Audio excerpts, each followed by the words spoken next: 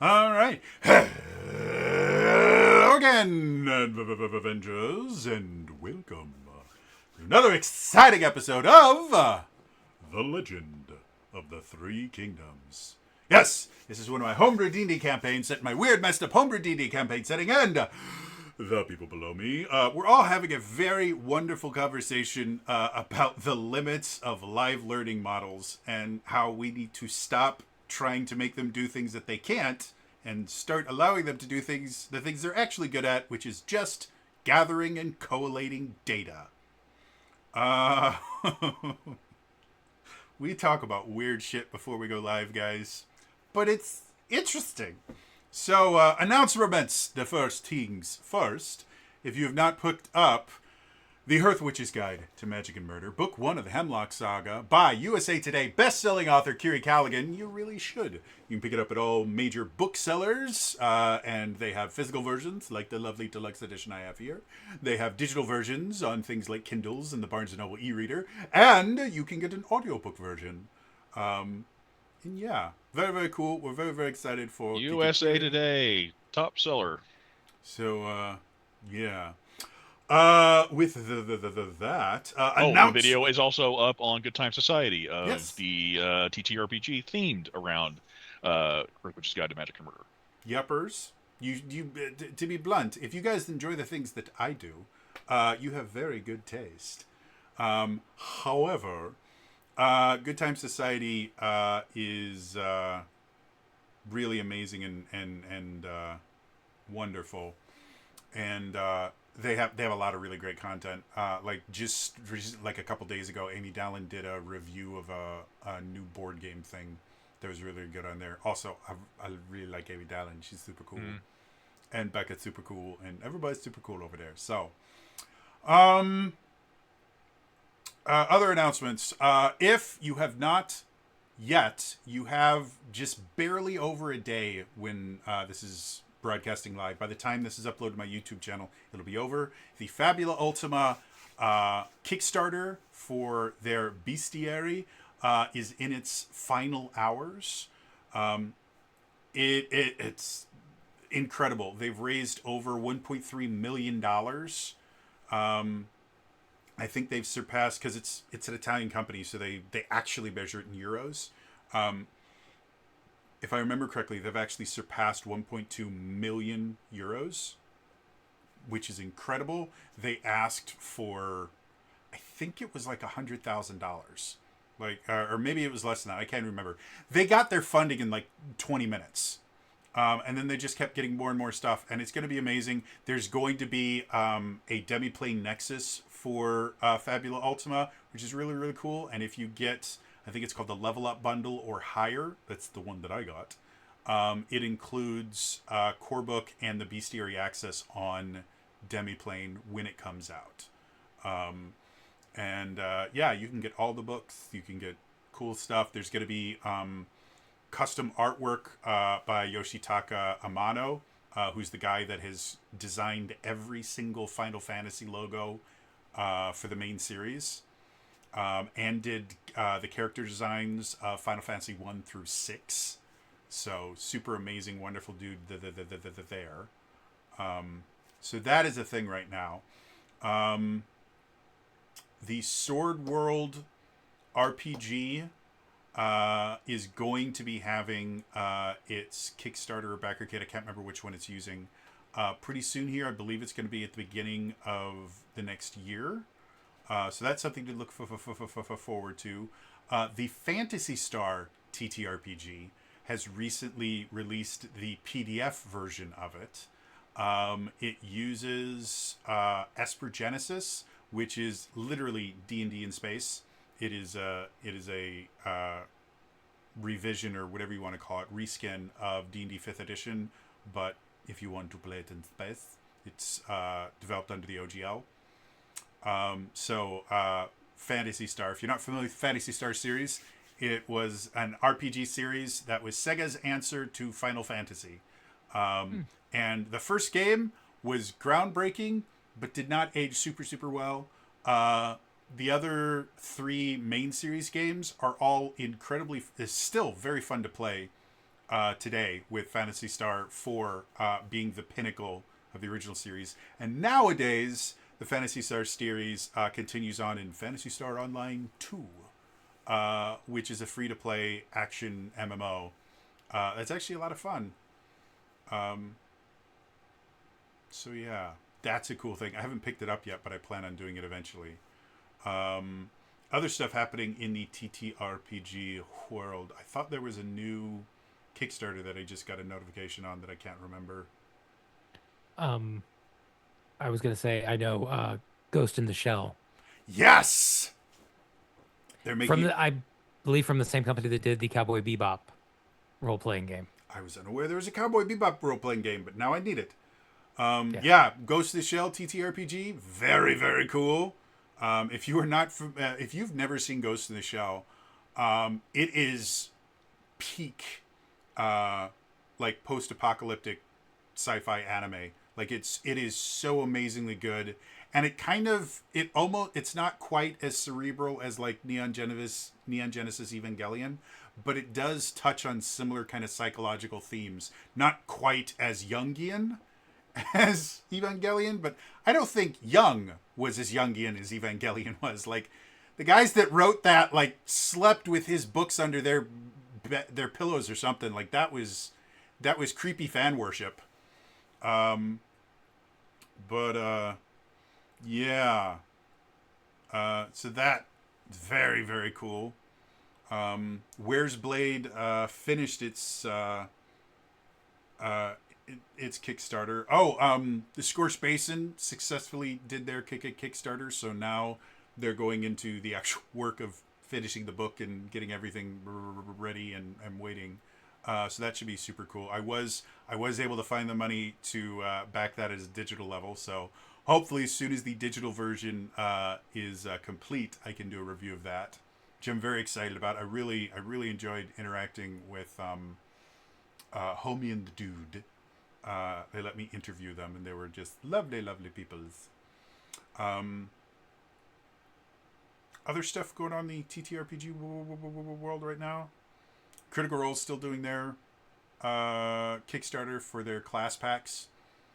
So if you want to get physical cards of just one of the classes, you can go that route, which is interesting. Well, recently they're also doing a Critical Role. They're doing the Briarwood dice set. Oh yeah, they're always coming out with cool shit. To be blunt.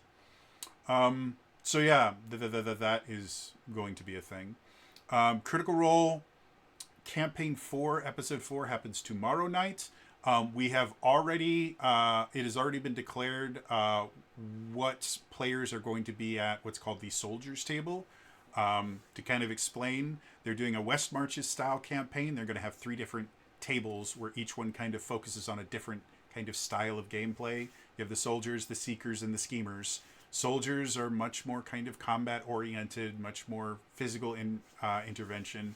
And we officially, Brennan officially announced the people that were playing at the Soldiers Table, which, if I remember correctly, was Sam, Whitney, Robbie, and then 2 others, because it's the 5-person table. Oh, a Thimble. Yeah, Thimble, and which is Laura Bailey's character, and is Travis there too? I can't remember where Travis is going. Shoot.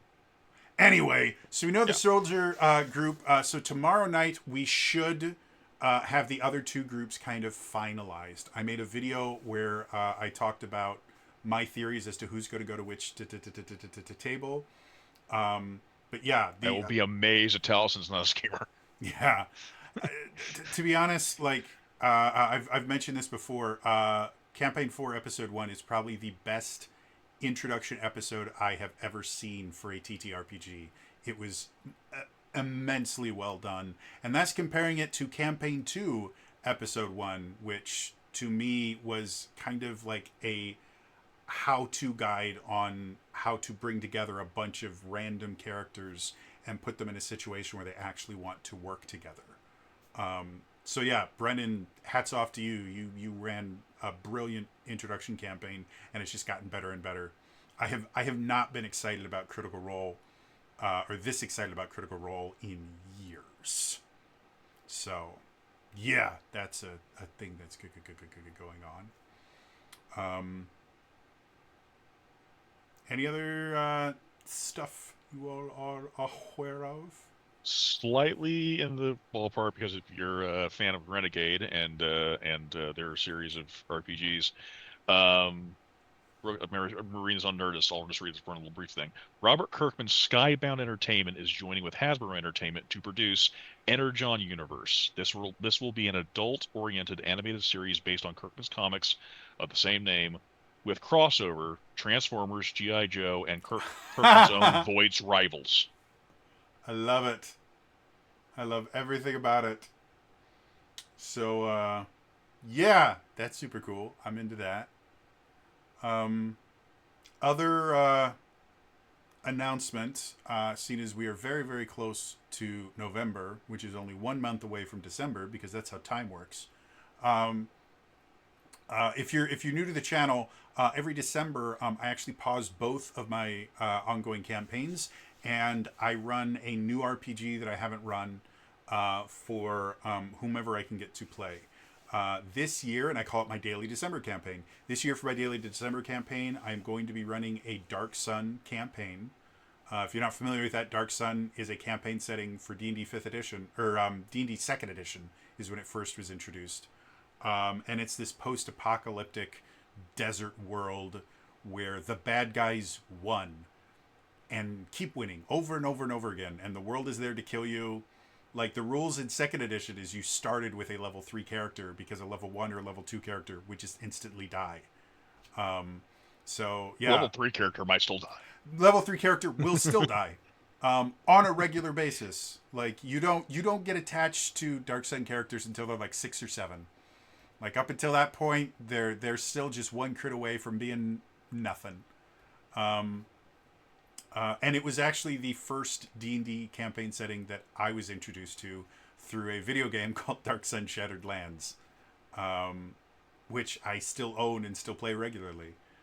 So yeah, I'm going to be running a Dark Sun campaign, and we're actually going to be using Draw Steel, which is Matt Colville's new TTRPG that is heavily inspired by D&D 4th edition. So yes. So the month of December, I may, I haven't decided yet, but I may change the night that I stream. It might be Tuesday or Monday, just depending on availability, because Wednesday nights this year, both Christmas Eve and New Year's Eve fall on a Wednesday night. And sometimes it makes it difficult for people to want to play. And we only get one session 0 and 4 episodes, so having someone miss a session is a big deal. So... But yeah, I hope you guys are excited about that. The last few years we've done really, really fun stuff. Last year we did a Metroid-themed campaign using the Lancer TTRPG. That was really, really fun.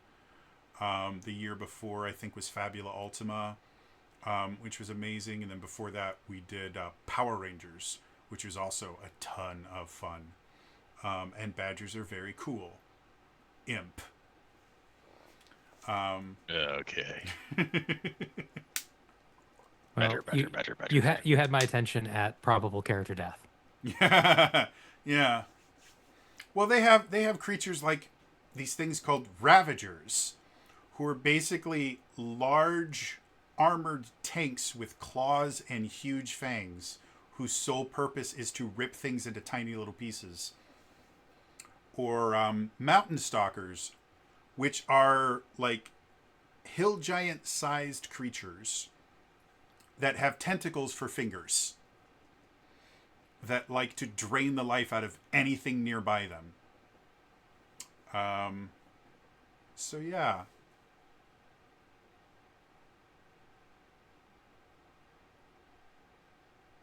Sorry, had to deal with bots. Gotta love them. One other thing I do want to give a quick shout out because I like them a lot. If you're a fan at all of the series YouTube channel and Twitch called The Dungeon Run, they are returning for what they call is the Stormborn campaign. Has one of my favorite players in there, Serena Marie, and so they'll be coming back, and so I look forward to that returning. So keep your eyes out on that. Cool. Yeah. The rest of the group is really fun too. Lots of cool stuff. I need to start getting into more live places and stuff. Like, my brain won't let me watch them, but I would like to at least have kind of like a curated list of stuff that I could recommend to fans and stuff like that. Like, right now, I'm trying to find a decent Fabula Ultima live play because of all the coverage I've done for Fabula Ultima. People are like, man, I really wish I could watch it. And I can go, well, you can watch mine, which lasts for 4 sessions. It was fun. Scott exploded. I mean, that was cool. So, yeah. Anyway, with that being said, I think it is time for us to return to the legend of the 3 kingdoms.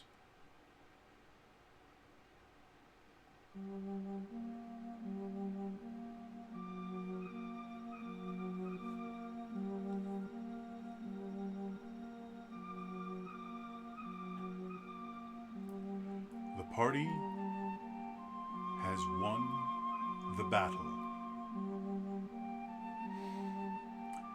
After defeating the Dreamholder, returning to Middenwell to decide what to do next, the entire populace of Cruciatalia was presented with a giant image of the Dark Lord, who decided that this world had become a failure. He was going to wipe everyone out and start over from scratch. The party, not wanting to allow that to happen, decided to protect each one of the various towns that were about to be wiped out by the forces of the Dark Lord. The first town we focused on was Klausgate, where Argenta had decided to go along with the commander's twin brother and younger sister in an attempt to thwart a death dragon and a revenant commanding armies of undead creatures. The battle was fierce, houses exploded, and Argenta went toe-to-toe with a death dragon in a realm of darkness. But in the end, the party was able to triumph. However, that was one town of many that are currently under siege. So now we go to the next town. So,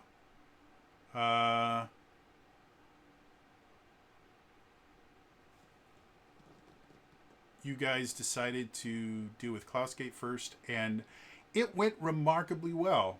I don't think you guys lost anyone, which is very, very nice. The town itself doesn't look great because you did explode a few houses.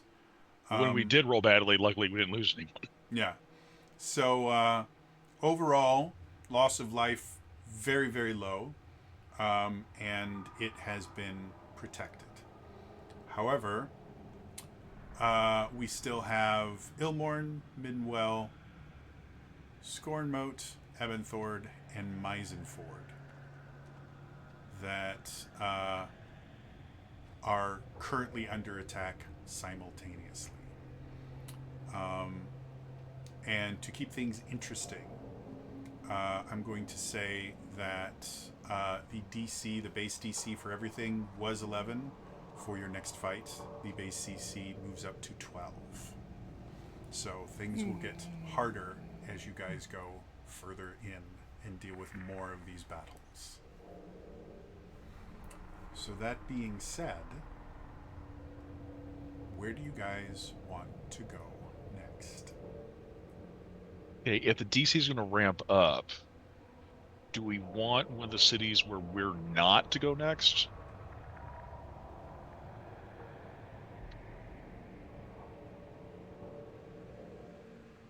There's Ebonthorne and Middenwell. Doesn't have one of us.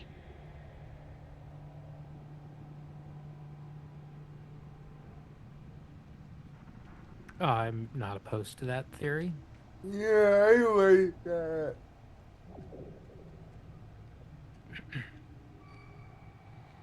But I have a vested interest in that in that.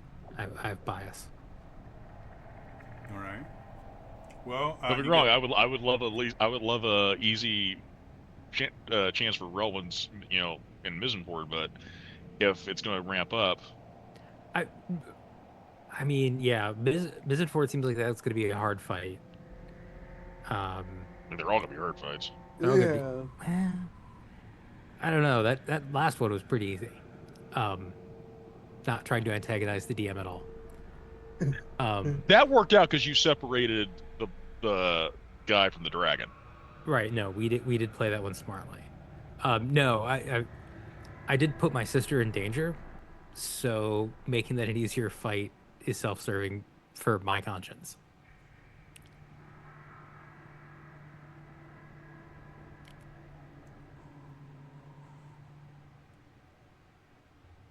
At the same time, I also know the Bizenford fight sounds like that one was going to be a hard one. I think everybody seemed fairly concerned about that one.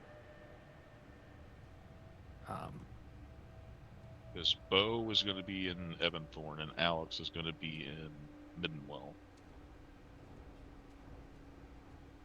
Yeah.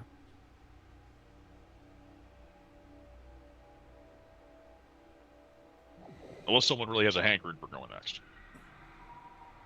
to kind of remind you guys, Ebonthorne is being attacked by a mummy lord, a ghost dragon, and then a lot Living of Shadows, swarms. Specters, Lastodons, and Herald Hawks.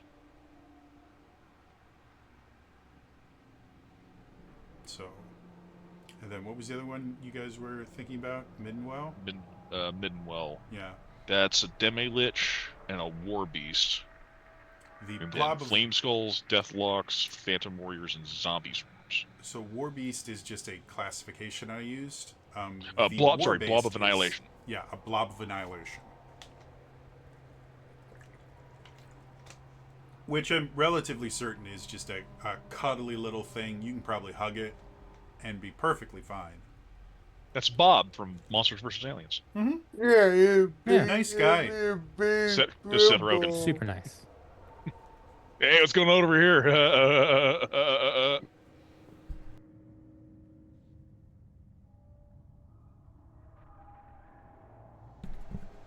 So again, where you guys want to go?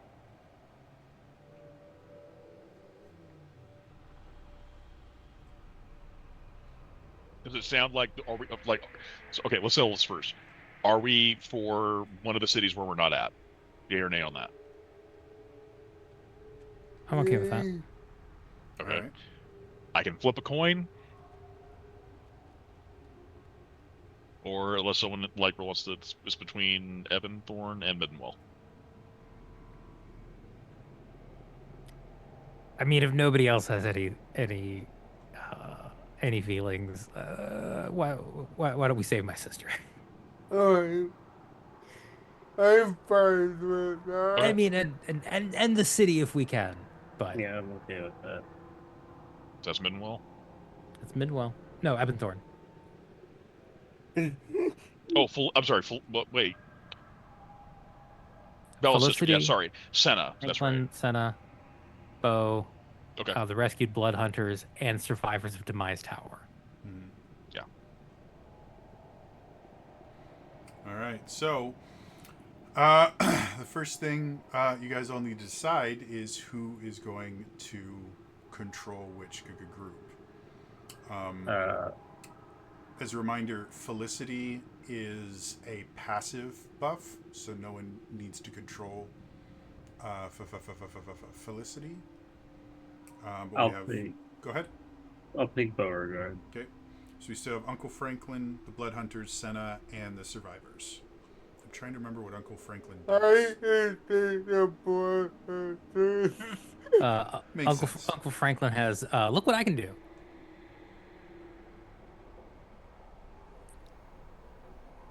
Um, he is misdirection. He's a con man. Oh yeah. Oh, that's why.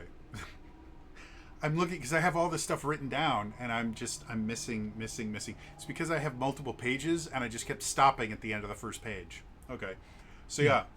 Do you want to? I mean, Uncle Franklin, or I mean, both Uncle Franklin and Senna are related to Vala. Yeah. If nobody has any objections. Okay, so does that mean Imp? Do you want to take the survivors then? Because that'll be the only group that doesn't have someone controlling them yet. Sure. All right. So,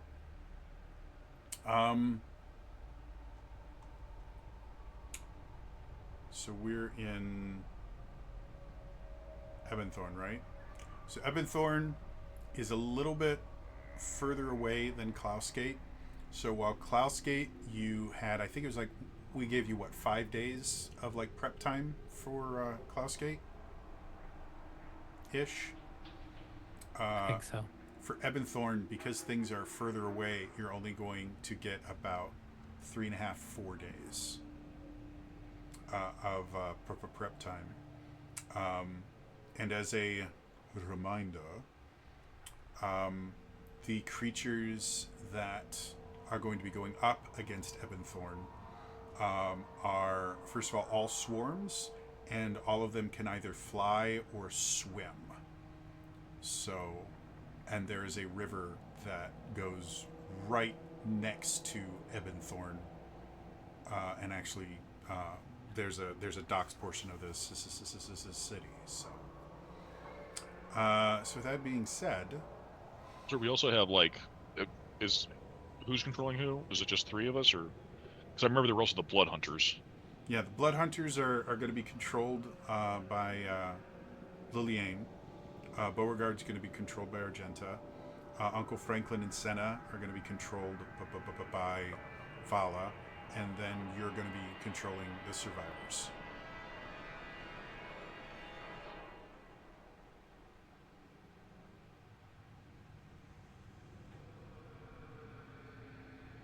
Sound good? Yep. All right.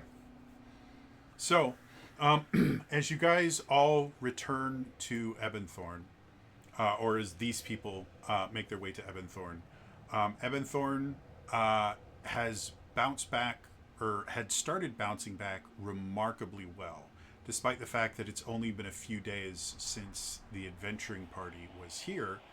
The town was already starting to kind of perk up when they no longer had to worry about falling asleep and never waking up again. And the Hunters Guild, in particular, had kind of refocused their mission from going out and hunting monsters to creating jobs and things like that, specifically to revitalize the town. Some hunters were going out and patching roofs, and other ones were digging, redigging wells and things like that, and other things just to get the town up and running. However, soon after all of that stuff was happening, the announcement came and things started getting a little bit worried. So now all of you arrive at a town that's very similar to the last time. About half the population went, well, we're gone, because that's what they did before. But compared to the last time, where really there was only like 1 or 2 people that stayed, there's still a decent amount of the populace that's like, no, we ran one time before, we're staying this time. And they see all of you coming, and their first thought is, oh, there's no heroes. How would you like to deal with that? I think Franklin would put on his best face and be like, no, First off, I think you're underestimating the level of skill that we all bring to the table. I myself have been fighting, leading a resistance near Tormund Rift. Um, we have all of these fine blood hunters, and not to put a dull point on it, I think you're underestimating the value that you yourselves bring to the table here. The heroes, as you call them, had to go where they were needed most. They believed that you had it in yourselves to help defend this city. Why don't you go ahead and roll me a persuasion check with advantage? Okay. You can add a 5 to that. So that's a natural 20. All right. So, as Uncle Franklin, as you kind of get there, this is what you do. You know, you don't manipulate. You inspire. That's right. You motivate. You also find ways to relieve people that pesky money that they don't really need that much of. Just doing a favor. Just simplifying things. Yeah. Very Mary Kondo, you know. Does it spark joy? I don't think money really sparks joy in anyone, so I'll just take it off you. So anyway, so you feel kind of at home when you are kind of presented with these people, and you can see in their faces the kind of terror and depression already sinking in when they were hoping for the people that just saved their town to come back, and they kind of felt abandoned. And so you stand up there and you start giving this rousing speech, and at first, they don't believe a damn thing that you're saying. They're like, no, the people that could save us don't give a shit. We probably should have left with these other people. But then as you keep going, you keep talking about, yeah, of course, you've just seen them risk their lives for this town. They care about all of you. And if they really felt that you needed the help, they'd be here in a moment. But you simply don't need the help like everyone else does. You are strong enough on your own. Look at what you've already done in a few days. You have revitalized a town that was dead. You have literally resurrected this town.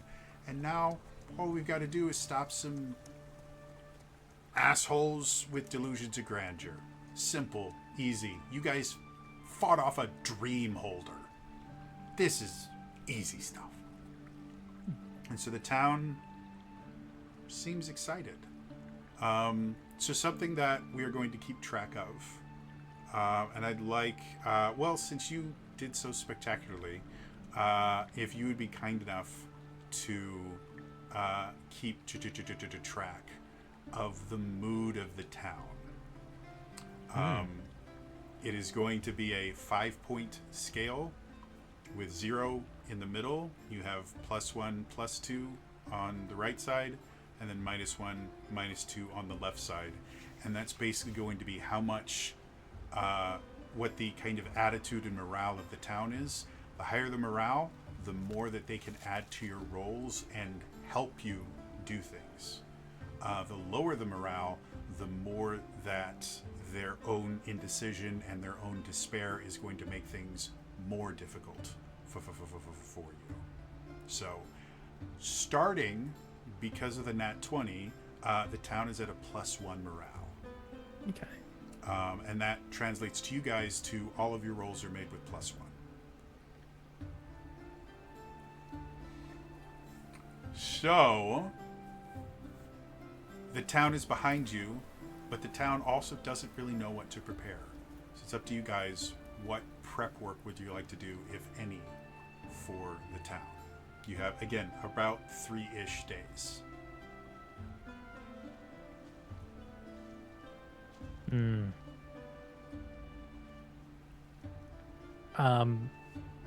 Of the people that are left in the town, like,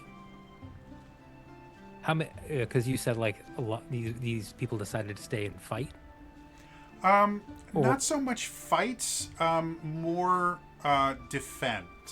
Okay. It's basically like the people that are staying here Because if I remember correctly, did we the Hunters Guild are actually the Hunters Guild actually went off to go defend, unfortunately, another town. So you don't have any of the Hunters Guild members here. Yeah, they're in Elborn. Yeah.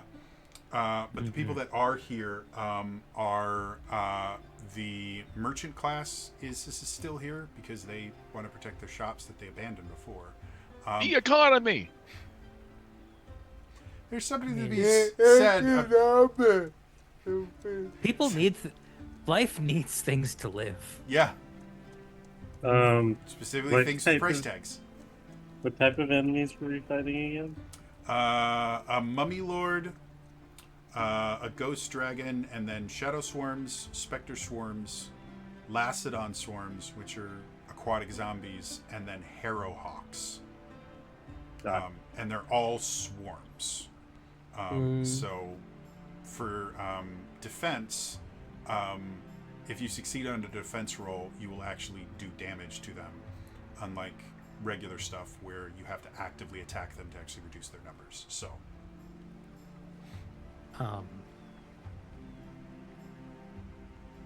So I guess my thought is like, are there a number of people? If there's a number of innocents, then we should probably find a place that we can have them all kind of hold up and defend. So the people that are here are you have the tradesmen, things like blacksmiths, woodworkers, stuff like that. It's one group of people that are here. Minus the alchemist, because she's over at Clawsgate turning into a dragon. And then you have the other good group of people are just regular townspeople. They don't have a particular skill or anything. Like their skill is raising their family and existing. Right. And then the third group, there are a few farmers. Farming is not like a huge thing in Ebonthorne, but there are a few kind of smaller homestead style farms that help to supply the town itself. So those are your three groups of people that they can't actively attack or defend or take turns or anything, but you can kind of use them to help Okay. set up defenses and things like that based on whatever you think. So Half of the swarms are incorporeal, but half of them are very corporeal. And I think what Beauregard would be doing is that he would be taking groups of people to essentially he's going to try and create like nets to trap hawks and aquatic creatures. Okay. Since the aquatic creatures have to, the hawks are going to attack from the sky, so you can do that on rooftops. And aquatic creatures are obviously going to attack from the river, so that makes it obvious how to place the traps and everything. Yeah. Okay. I was wondering if oil was an option at all for the last ones.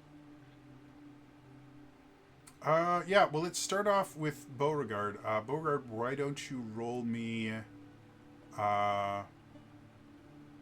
I should call this survival.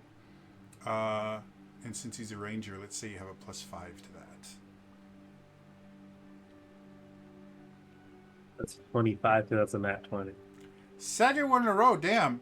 So yeah, let's say you have at anyone's disposal, you have 2 aerial nets and 2 water-based nets. So a grand Alright. total of 4 nets that anyone can either use as their full action, or if you want to combine it with one of your own abilities or just a regular attack, it can be used to combine with something else. Sound good? Yep. Cool. All right. Imp, you were saying something. Well, that's why I was just spitting out an idea. I didn't know if oil would be an option at all for like the water section, but that's already covered. Then don't want to cover on that too much. Because of that, the players people build. Wait, you use the fences like crossbows, bows, catapults. I would say siege weapons and things like that would not really be something that you could develop maybe more than like maybe one in the 3 days, because it's just siege warfare is not something that Cruz Italia has ever had to deal with. But if you wanted the craftsman effectively to spend the next 3 days developing like maybe ballista, because they would the woodworkers would be familiar with both crossbows and regular bows, because that would be big business for them in general. Like you probably have at least a couple bowyers there, and then the blacksmiths are used to shoeing horses and reinforcing wagons and stuff like that. So with them working together, they could probably get you. I'll let you go ahead and roll. This will be an intellect roll, let's say. Who are you playing again? You're the. So let's say it's a +3 for them, because they're not particularly adept at making weapons like that, but they do know how to kill flying undead things. Yeah. So, +3. Let's see what you got. And then +3 for the one for the morale. Sure. Yeah, I'll go with that. Alright. 30, 20. There are other numbers. Like, it's a D20 doesn't mean that all the things are 20. I'm just going to put that out there. Don't worry, I'm coming up. Yeah. Let's say you guys are able to put together 2 ballista. Alright. And you guys can kind of choose where in the town you want. Like, you could mount them to roofs. You could kind of hide them. I'll let you guys decide that in a little bit as far as where they're going to go. And then, someone will have to man them, and the regular populace just doesn't have the training to be very effective with them. So it'll be another thing that, in addition to your character abilities, you can also go, I'm going to get in the ballista. So it'll just be a blanket. This is an ability that anyone can use. Any other prep work that you guys wanted to do? I think you've used most of the populace, either creating nets or creating ballistas. So any other prep work would have to be something specifically with your characters. Do we know how effective conventional weapons are going to be against spirits? Because Usually you little have not at all. the blood hunters here, they would be familiar enough to be able to tell you guys, by the way, if you're striking these guys with anything, it either needs to be silvered, or they would have a little bit of holy water that they could use to kind of bless some of the weapons long enough for them to be effective. So again, the regular populace is not going to be able to attack the enemies, but anything that you're creating, because you have the blood hunters help, they would have gone it. By the way, if you want these things to be effective, they either have to be silver or holy. So, does that make sense? Yes. Okay. Yeah, I was just thinking, like, if we needed to find a local priest who could help bless them or create holy water or something like that. Fortunately, the creation of holy water is not a particularly lucrative field, because the Dark Lord doesn't like people making it. So even if you guys were in like Scornmote or Meisenford, where they actually had temples to the Dark Lady, they weren't really allowed to create holy water very often. Yeah, because for the most part, the rest of the general populace was led to believe that the Dark Lady was a bitch. Yeah. And they considered the Dark Lord to be the kind of supreme ruler. Yeah. And so creating holy water was kind of blasphemous. So. Yeah. Mm-hmm. The only ones big on blasphemy right now would be, Relwyn and Balthazar. Okay.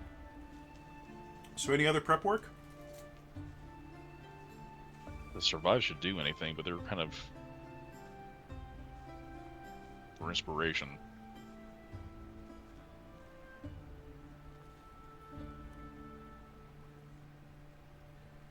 already got the morale covered, so I don't know.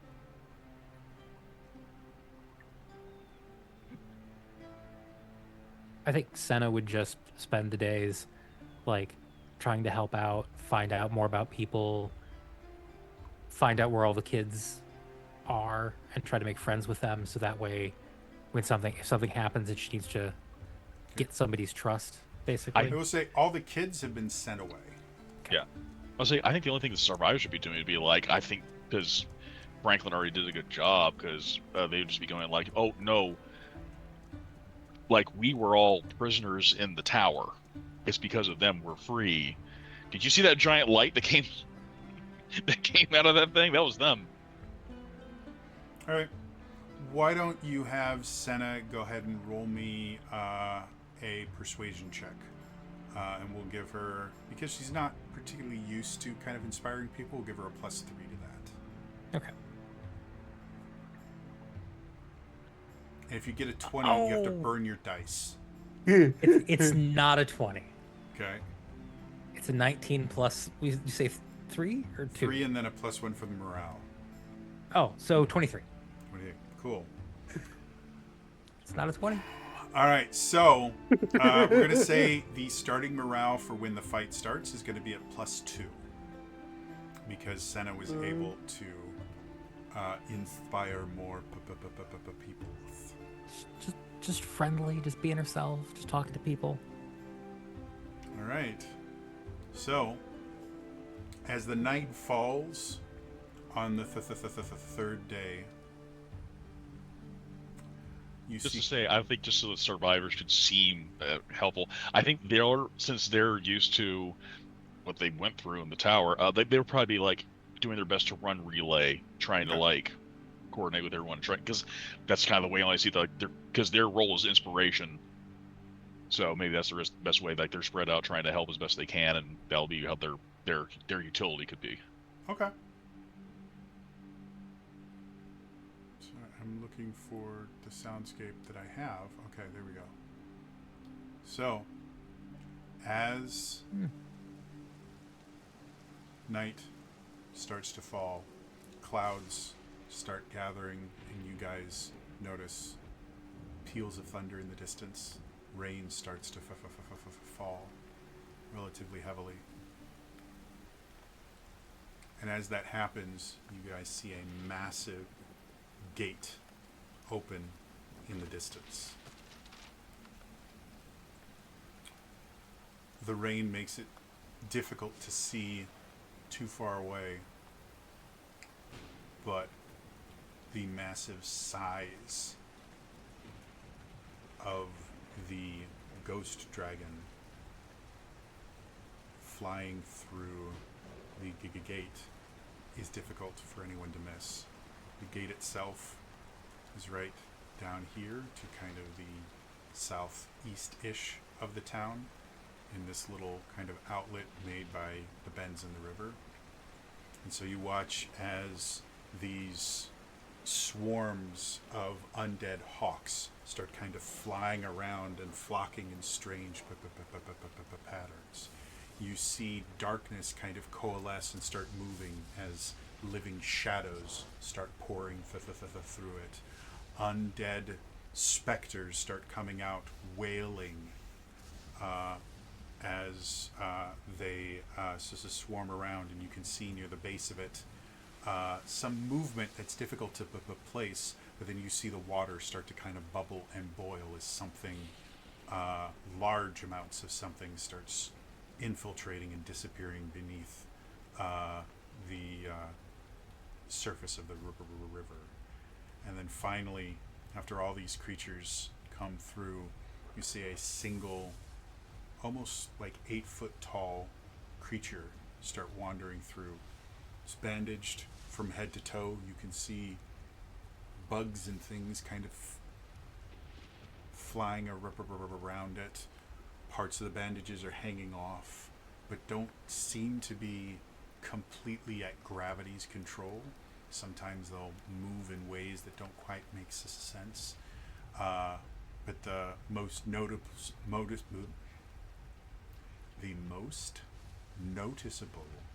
thing about this creature is the eyes, like two orbs of dark flame, burning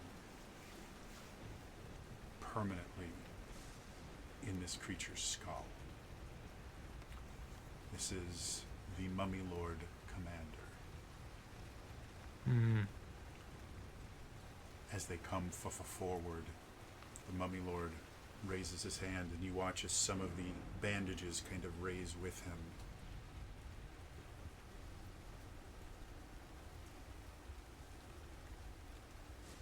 And then he drops it. And everything starts rushing for the town.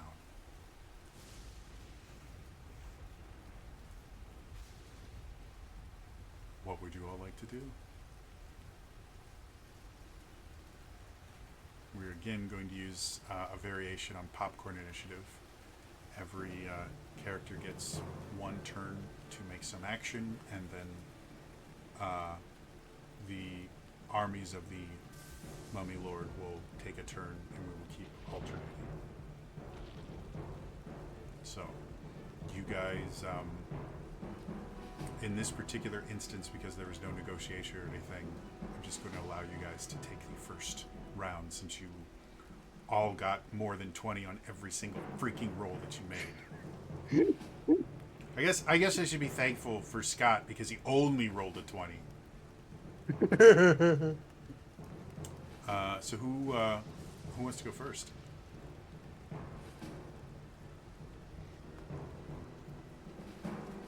Dead air is like super great for live plays. Like it makes it great. Builds tension. Character. Yeah. The boy anyone else had an idea would have had to tell people that the ballista are loose. Okay. And they were talking about being the ballista. Okay. And then what would you like the ballistas to? I mean, they either fire at the hawk. Okay. All right. So, base DC of 12. I'm gonna say because the Blood Hunters are familiar with like undead things just in general. We'll call that an advantageous pair up, so a +2. And because you're using the ballista, I'll give you another +2. So a grand total of +4 to that roll. DC 12. Let's see what you got. What about mood? And yeah, that- currently Morale. the mood is at morale is at a +2. Oh, that'd be +6. Yep. Everything adds together. Thank you for reminding me. Would that be 23? Again, there's there's 19 different numbers below 20. Well, I rolled a 7. So it is below 20. But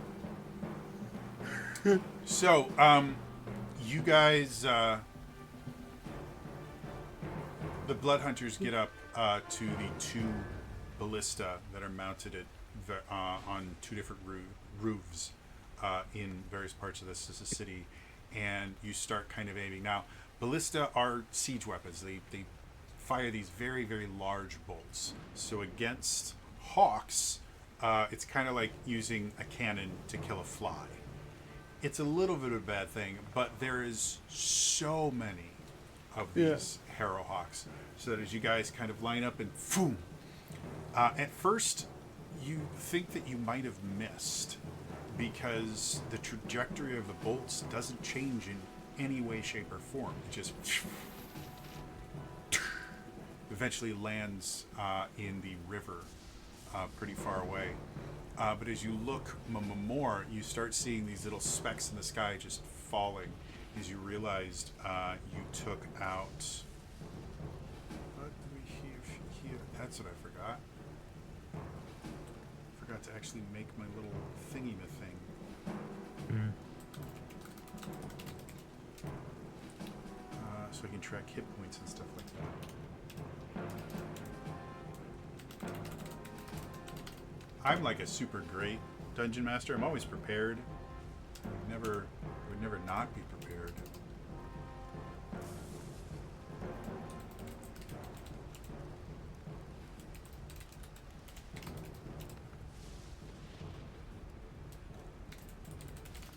Remember how I said like dead air is like super awesome? This combat encounter is brought to you by Hearthwitch's Guide to Magic and Murder. Yes. By the way, we're not sponsored in any way, shape, or form by Carrie. We just really Sorry. like her. Yeah. All right. Nope, so, we're just in a Fey pact. Yes. We are. All right. So, grand totals. I forgot to tell you guys totals. There's a grand total of 6 swarms of Harrowhawks, 4 swarms of Lacedons, 6 swarms of Spectres, 6 swarms of Shadows. So as you fired off these ballista bolts, you were able to take out 2 of these 6 swarms of Harrowhawks. So, as the ballista bolts kind of fly through the air and they knock out these Harrowhawks, the Shadows, seeing their allies kind of going down, immediately start to swarm the ballista. And so I'm going to have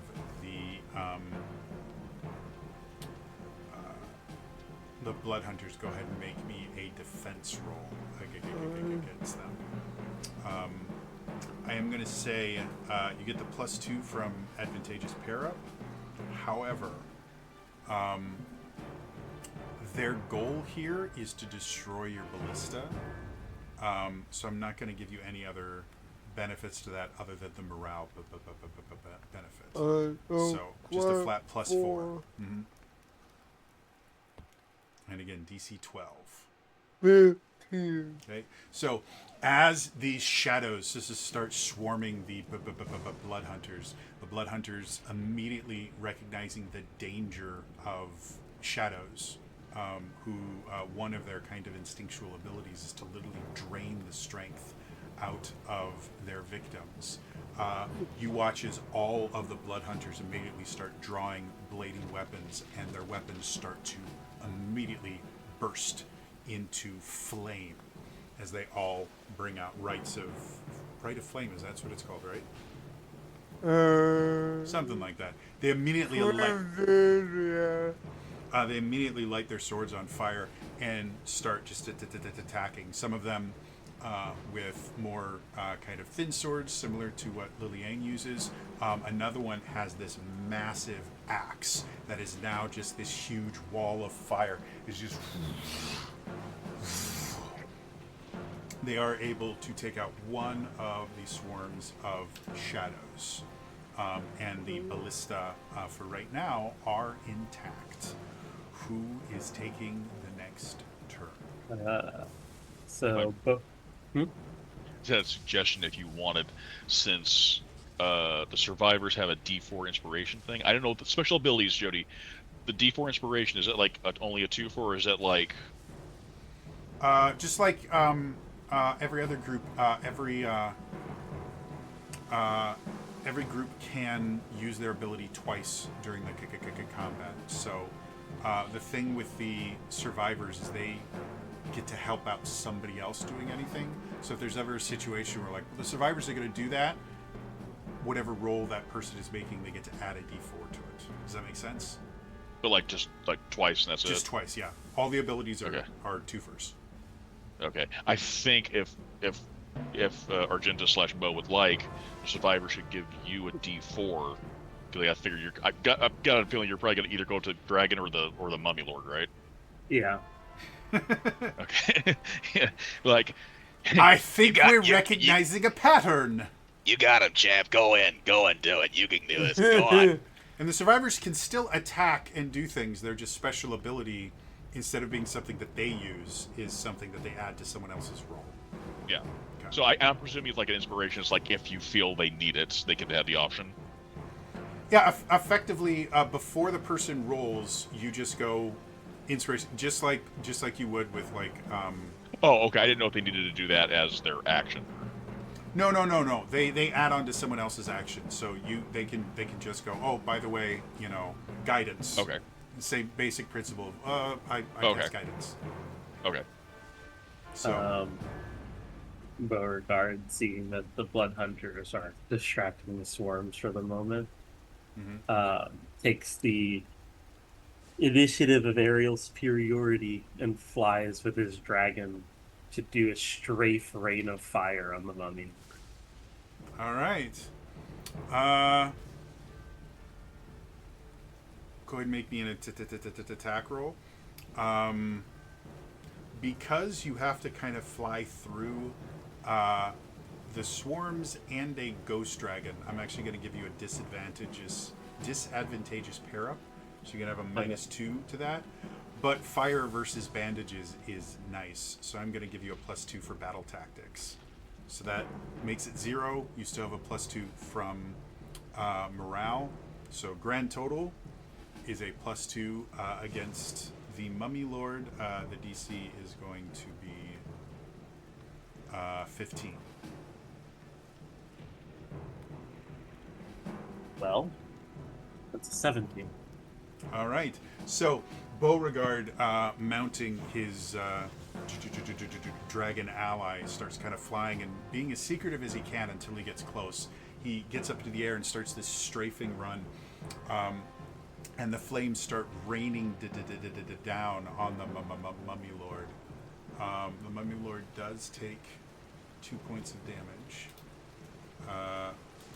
but is very much not a fan of the attack that you just made. So as you are flying back, the Mummy Lord is going to stand up and raise both of his hands.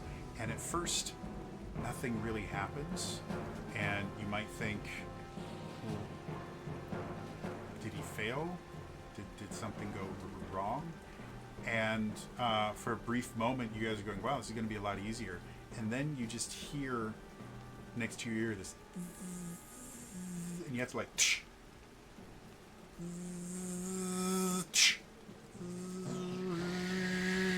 and suddenly the air is full of this swarm of biting, stinging insects everywhere. They seem to be coming out of the fields, coming out of every nook and cranny everywhere. A plague of biting and stinging insects is now around the entire town. Vala, I want you to make a morale roll for me. Okay. It's going to be a DC 15, and it's just going to be a flat roll.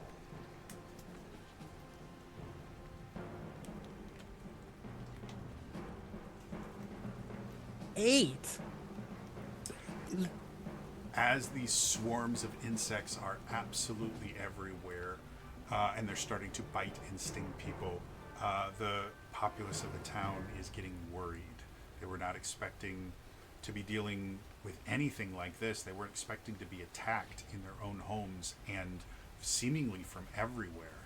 The morale has gone down to +1. At the beginning of every turn, everyone needs to make a DC 15 save. On a failure, you will take 1 point of stinging damage until the swarm is stopped somehow. I will let you guys decide how to do that. Who wants to go next? Survivors start lighting Sentinel. Yeah, that's what I was thinking. Like maybe we just like have the survivors go around like either like torches or like they incense burning type situations. They just run around like basically was actually very bad, but I'm thinking like in terms like when they were like running around like basically medieval version of people running around with DEET and, and like just plumes of stuff like so they can try and deal with the swarm if they can Sure. help. Um, Don't worry about it. You do it. We got this thing called malathion. all right. I'm not going to give you an advantageous pair up, but I will give you a +2 for battle tactics, and a +1 for morale. +3. And again, it'll be a. Oh well, first things first. Go ahead and make your save for the damage, and okay. that'll just be a +1 for the morale.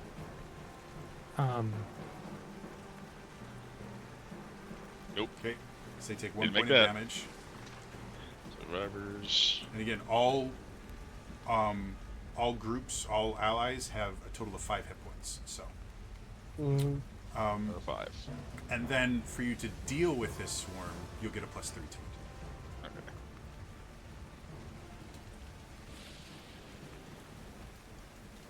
Okay. 15, 18. 18, definitely. So, as you were going around, and effectively you basically found herbs and things like that to burn to try and scare these things away, right? That's what I'm Right. getting from this. Break Yeah, probably- into what's her face's old lab. Esmeralda, Yeah. you know, or like I mean, she had I'm sure, lots and a of Merchant's Guild herbs and stuff. yeah. There's lots of stuff you can find. Even like pine tar. Well, I mean, if you ever smelled pine tar burning, it is a delightful scent.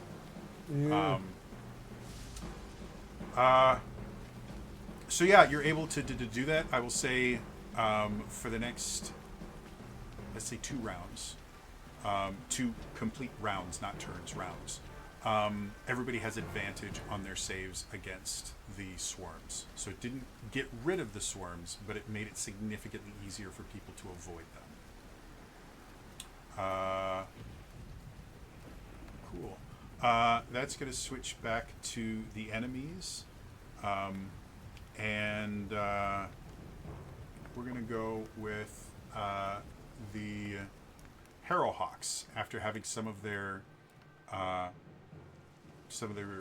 numbers reduced fairly significantly, are going to start the dive bombing. And because Beauregard has just flown through them, they're going to attack him as he is trying to get back to his group of people. So Beauregard, go ahead and give me a defensive roll against the Harrowhawks. Go ahead. I was going to say Felicity does have that bonus to defense. Oh yes. Everybody, +1. all of your rolls should have a +1 to all defense rolls. From Felicity's. Wouldn't help in my case. So we can add the nets to like part of rolls, right? Absolutely. If you want to use it. So essentially, defensively, you can. strapped to the dragon, he has some of the nets, and with a single pull, kind of like when a plane flares to get missiles off of them, nets just shoot out in all directions. Cool. Then yeah, that's a +3 because you're using an ability. So +1 from Felicity, +3 from the ability, +1 from Plus morale. one for morale. Total +5. It'll be a DC 12 against 70. Harrowhawks. All right. So as Beauregard is flying in, you realize, Beauregard, on your way back, you assume that you're going to have to deal with something, and so you kind of pulled out your bow, getting ready to fight off maybe some specters or some shadows or something. You notice all of them seem to be giving you a relatively wide berth, and that instantly puts you on edge. And suddenly you hear, and suddenly this huge swarm of Harrowhawks just starts coming at you, and you have this split second to think. You reach down to the side of your dragon and pull one of the kind of pre-pepped pulls that you had made, and suddenly these spring-loaded nets with hooks and other things embedded on them that are sharp just launch out to beside you, and specifically are designed to kind of curl backwards as you go. And you hear these,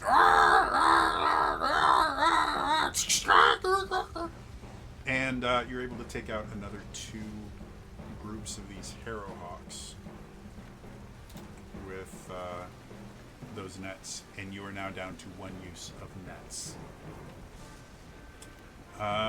Cool. Who wants to go next? That was 1 use of the aerial nets, correct? Yes, 1 use of the aerial nets. So, I think Franklin is going to quickly go down to the docks and try to distract some of the ghouls and try to run past and deploy one of the water nets Okay. to take out some of those guys. Excellent. So specifically, he's trying to distract. Is he going to use his ability to look what I can do? I think he's going to use his look what I can do. All right. So you're technically using 2. Okay, cool. So because this is what he does, I'll give you +2 for the pair up, +3 for the ability. Battle tactics, you're going to get the max +4 for that. Okay. And then you still have a +1 for the morale. Okay, so this is +10 then. Sure, if that's what the numbers added up That's to. what I was counting. Yeah. My brain just shut off. Yeah, nope. I was just like, whoa. Okay, come on, natural 20. 18. 18. Still good. So,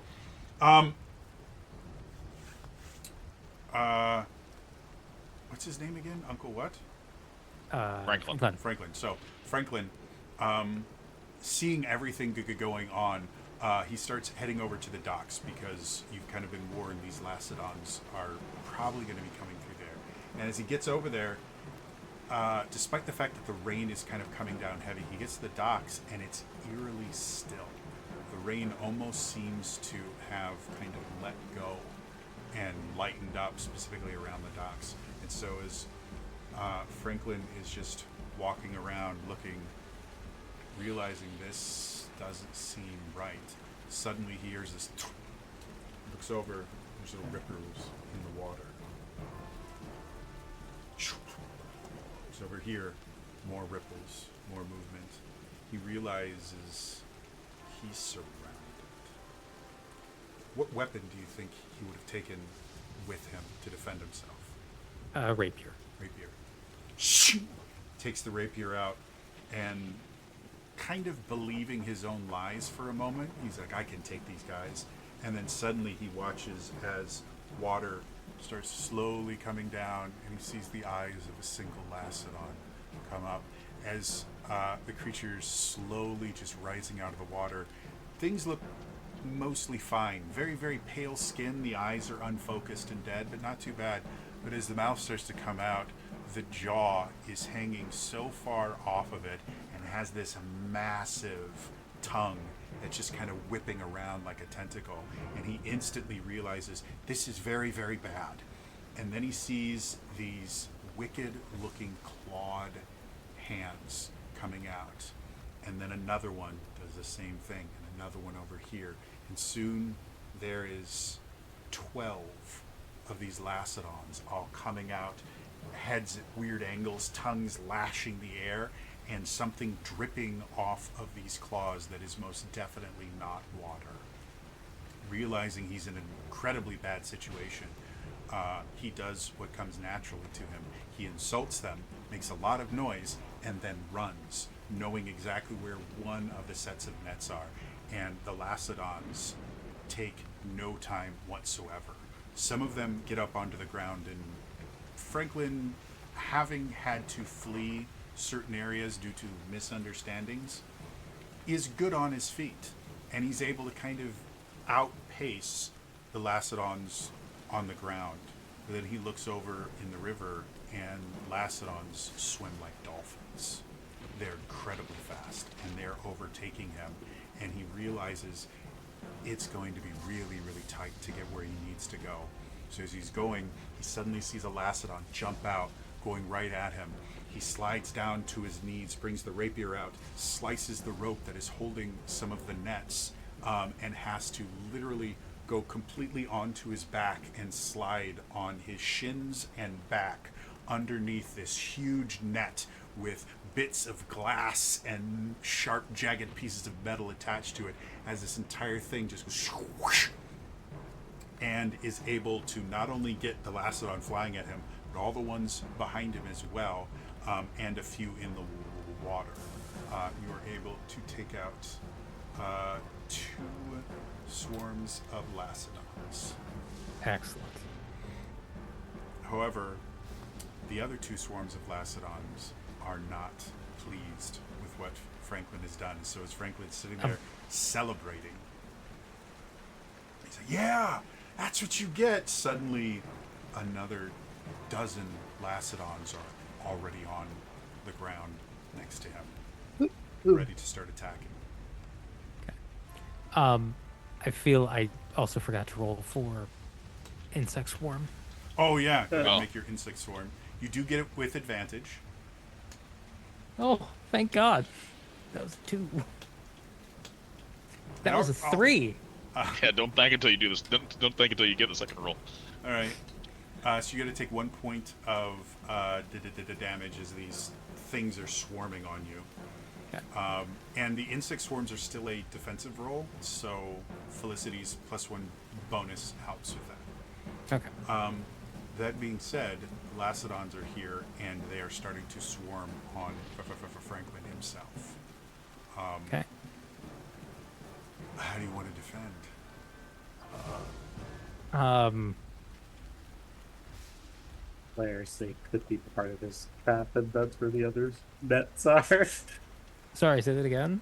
Could be part of his trap, and that's where the other nets are. It's what they're for. Yeah, I mean, you can... Yeah. He would attempt to like, guys, come on, we could be reasonable. We could talk about this. As he's like backing up towards the net. And the last Picks time up a he's crab. just- He picks up a crab, and the crab's holding a knife. Crab! Is that like? Unfortunately, the Lacedons are very familiar with crabs, and they know that you can stab its glowing weak point for massive damage. The crab does not survive. Yeah, I'll give you a +4 for battle tactics. Okay. +1 from Felicity, +1 from morale. So it's still a +5. DC 12. 4, 1, and 1. That should be 6. Sorry, I believe. 6. Math is No hard. worries. Math is hard. I may miss something. That's why I ask.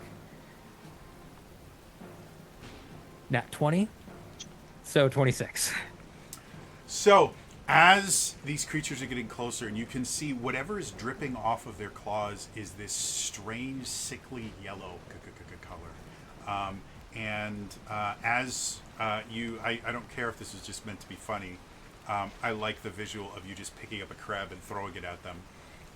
As the crab kind of contacts them, as it hits, as it gets hit. You're by this- allergic to shellfish. Yes, they're allergic to shellfish. As it gets hit by this strange, sickly yellow liquid, you watch as the crab itself completely seizes up. And you realize that if these creatures touch you at all, you will probably be paralyzed. Realizing this is not where you want to be, you suddenly are just looking around for anything. You know the other net trap is on the other side of the docks, which they are in between you and them.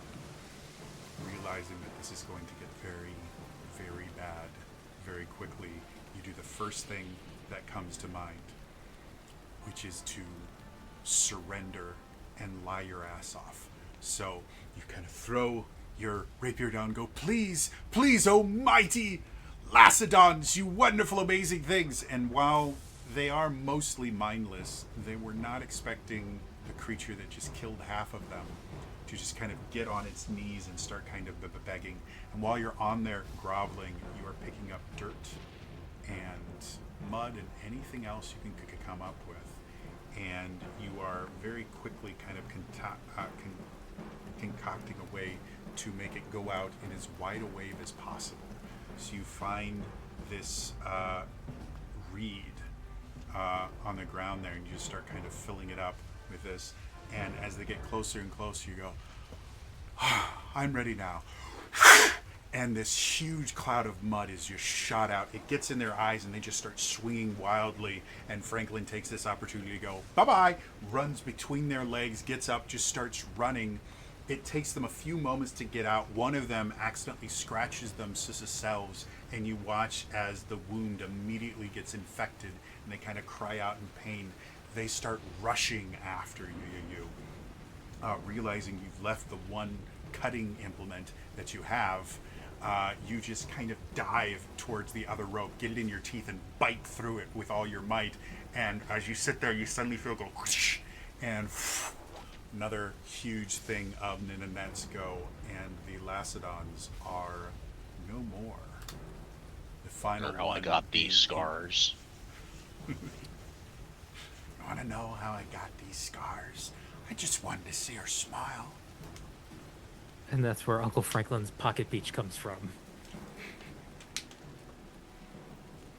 So Franklin, kind of laying and breathing, realizing at this particular point in time, he's probably as safe as he's going to be during this battle, slowly kind of moves behind a boat rack and just stays there to catch his breath. Who else do we got that still hasn't had a turn this round? I think Senna. Senna. All right. What's Senna want to do? First of all, Senna is going to make her defensive roll. If she has a passive heal, how's that playing? She has any- healing poultice. Anytime anyone takes the heal action, you heal more. Okay.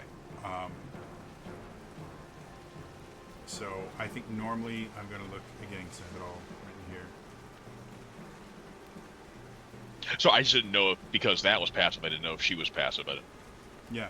Normally a heal is a +3 hit points to one ally, and you get a -2 to any rolls that you make until the start of your next turn. Because she's there, it's a +5. She will just heal anyone that takes the heal action will get it permanently up.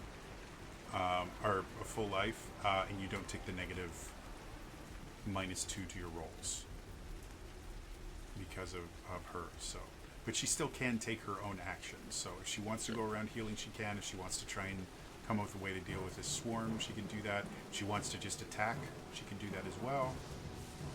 Go ahead. I rolled a 12. Okay. So I think +1 for the mood and +1 for the defense. So that just brings it to 14. Yes. Did you roll it with advantage? I did. Okay. So it's not quite. Can we give a D4? Sure. If you want that. I feel like that's a waste of the D4 at this point. Sure. Yeah. Okay. It's just 1 point of damage. So, I know, but we only have like 1 out of 5, so I was okay. Yeah. No. Yeah. All right, I'm so- okay with that. I'm okay with that. As Senna's sitting there, these bugs keep biting her everywhere, and as much as she's trying to keep herself as covered as possible, they're finding the gaps in her clothing, and now she has these large welts that are very, very painful. She takes 1 point of damage.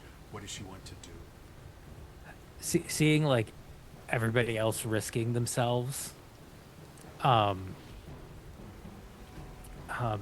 she knows she promised that she would stay safe, but like she can't just stand by and do nothing. So she is going to go to where the last aerial net is, and then try to coax the remaining Harrowhawk swarms to come in after her, and then fling the net on them, or All right. deploy the net.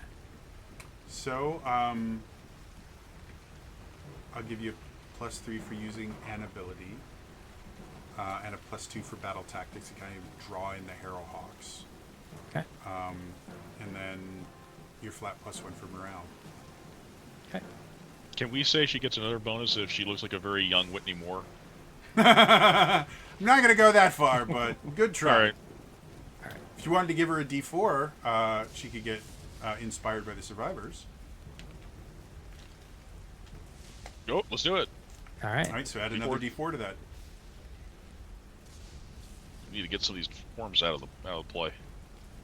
Okay. I think that's 18.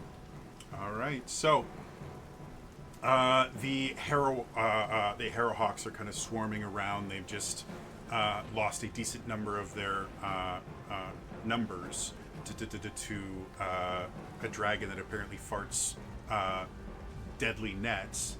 And then they just see this small girl just kind of standing on one of the rooftops, and she just starts screaming at them. Hey, over here, you stupid birds!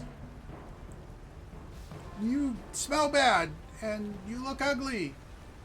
And behind her back, she has the dagger that she was given for protection, gripped tight enough that her knuckles have turned bright white.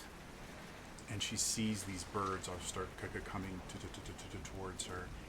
And at first, she's like, oh, this is okay. This is fine. I'm going to do this. And as they get closer and closer, she can see like bits of the face are peeling off. And the birds themselves, their beaks are jagged enough that they look serrated.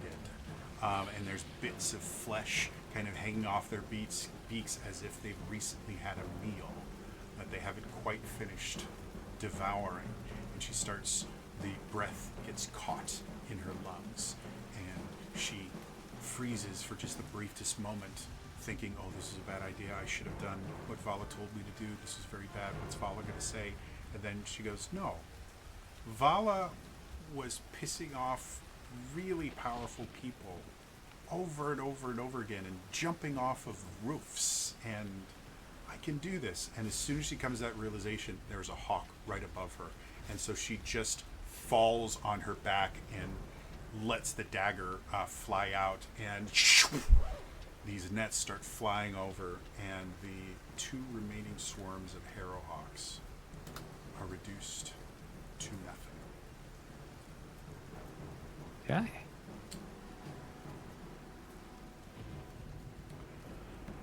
However, the ghost dragon, who has just been observing everything, launches into the air. You can see this strange mist start to form at the back of its throat, and he goes across the entire city, bathing it in his ghost dragon breath. As this mist-like entity hits, this is a city. It is so pervasive and so massive in its scope that it is impossible for you to be completely out of its field of effect. It wraps around walls, it goes underneath doors. The entire city is bathed in this sickly blue mist. But as it hits you, nothing happens at first. You instinctively hold your breath, not wanting to breathe it in, and suddenly you start to notice your skin is feeling strange. It starts to tingle. Your hair starts to tingle. You just barely try to get to a place where you can take a breath. Your lungs are starting to burn. I need everyone to make me a defense roll. DC 13 against the dragon river breath. +1 morale, +1 Senate. Not Senate, Felicity. Felicity. All right.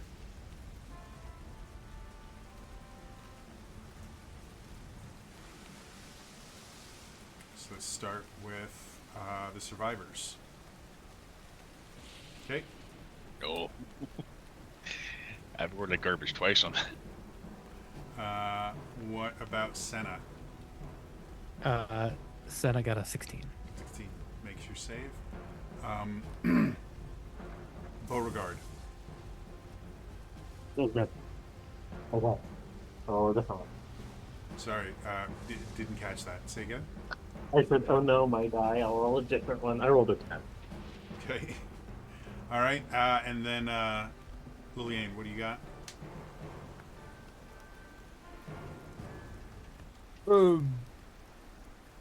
And what was it? So, Okay. So those of you that failed, you're going to take 2 points of the damage, and any and all magical effects have just been dispelled. So I think for you guys, the only thing, the Like rights. the Blood Hunters are the only ones. Yeah, the Blood Hunter rights have just been Yeah. turned off. Franklin also did fail for record. Okay, thank you. So yeah, anyone that failed 2 hit points of damage. All right, we go back to top of the round. Who wants to go for first? And just because this is what Rangers do, Mm-hmm. bursting out of the mist to get out of that field, and then because Rangers have this magic weaponing his bow, Okay. essentially Beauregard is going to be taking shots at the ghost dragon. Sure. So, we'll say magic weapon just gives you a flat +1 All right. to attack rolls specifically.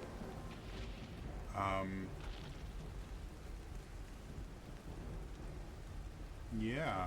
With that, anything else other than just you're gonna start taking shots at the dragon? Who's going to take shots at the dragon? Oh, I hate to be that guy. Oh yeah, make your save for. Oh, The ghost breath didn't happen to do anything to the insect plague. Just hoping. Fingers. No. Okay. Unfortunately, not.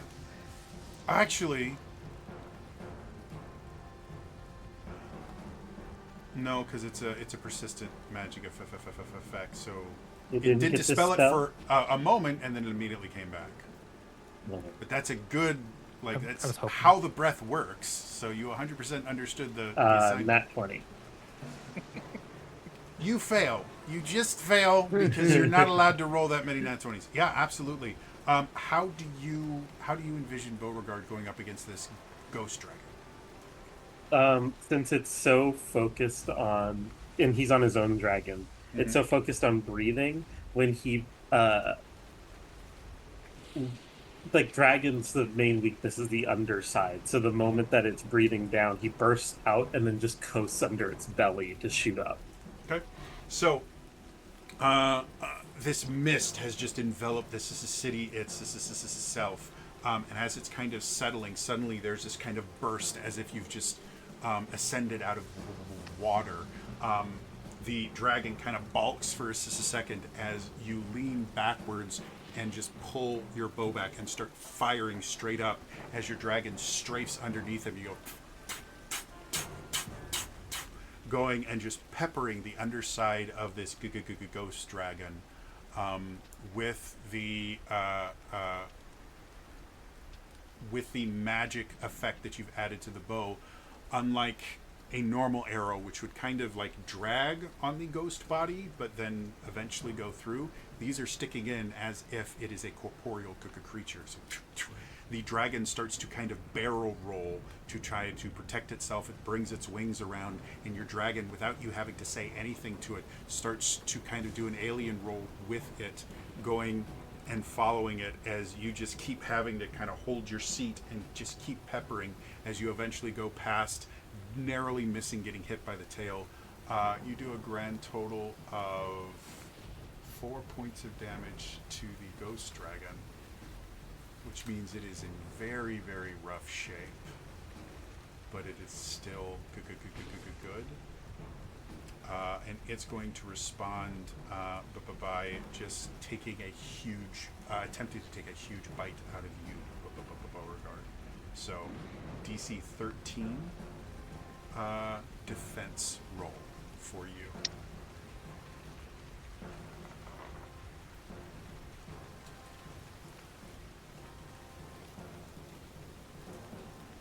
And again, +1 from Felicity, +1 from Morel. Sorry, dirty 20. And I picture it just being the moment that the he recognizes the dragon's coming to bite. Mm-hmm. There's just a whistle, and his dragon's wings fold in, and they do a dive. Okay. So, again, the dragon comes and tries to bite at you, and you just whistle, and you just start falling. If you've ever seen the A-Team movie with Liam Neeson, where they're just kind of flying up and flying up, and he goes, "How do you deal with heat seekers? Go cold," and he just like, and just starts plummeting to the ground.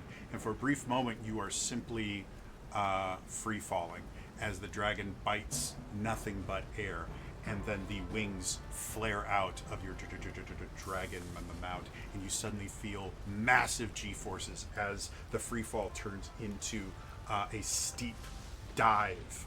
And you realize that you and your dragon both realize at the same time, you can't get out of this dive before you're going to splat.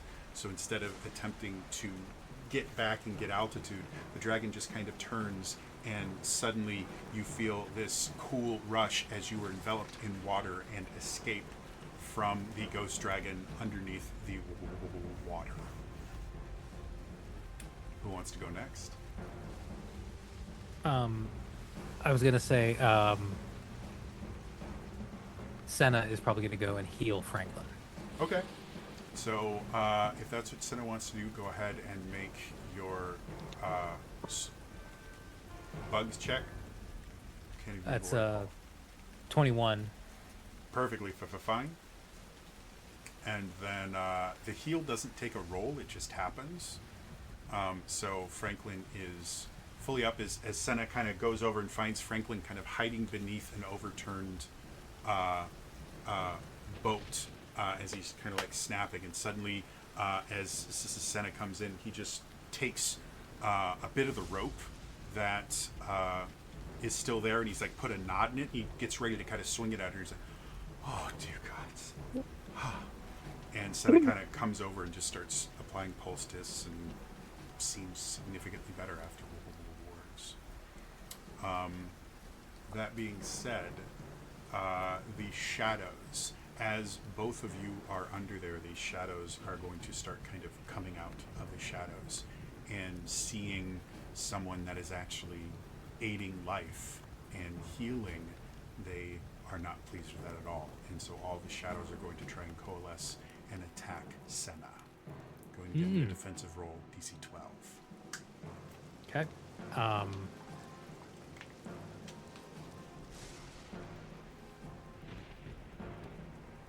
Oh, that's not 12. Right. 9. So as Senna is sitting there dealing with, suddenly Senna feels very, very cold for a moment, and Franklin goes, "Watch out!" And he tries to kind of move her out of the way, but he's not quite fast enough. Senna screams out in pain as she looks on her arm, and she sees frostbite instantly appearing, and it burns in this kind of cold fire. And then another creature reaches into her chest to attempt to stop her heart, and she's able to fight it off, but she has this bit of frostbite right on her sternum now, and she's finding it hard to breathe. She takes 2 points of damage. Okay. Who wants to? Where does everyone at? Do the people know? Franklin is at 5. Senna is at 2. I should say I've taken 3 hits, so actually I'm sorry. So I actually am 2 out of 5. So I've taken 3 hits. Survivor's 2 out of 5. Senna's 2 out of 5.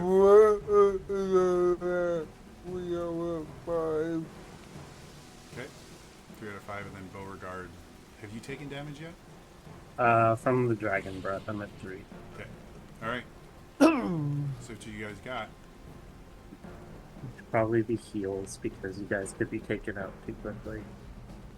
Yeah, because we had started off our return. So because it has a full turn, are we at the end of our second turn yet? Not at the end. You're. This is the second turn of round 2, so you guys still have advantage. You said that we were taking care, that the survivors were taking care of the swarm. Yeah, for 2 full rounds, so you guys still have another full round of advantage Okay. on your your swarm. Oh, I thought they were. I thought that was going to get rid of the plague when we were. Because they were running around with the smoke. Yeah, it's able to Fire. disperse them, which is what's giving you Oh, the okay. advantage. But just smoke is not going to stop a magical plague of Okay. stinging insects. You have to do a little bit more than that, and it's being controlled by the mummy lord. So if you want to try and mess with the mummy lord to get him to stop, or find something more than just smoke, because again, smoke, good idea, but it doesn't actually stop them. It just makes it harder for them to get to you. Yeah, I do suggest finding a way to heal as well. So For you two of you. the question is, who wants to go next? Can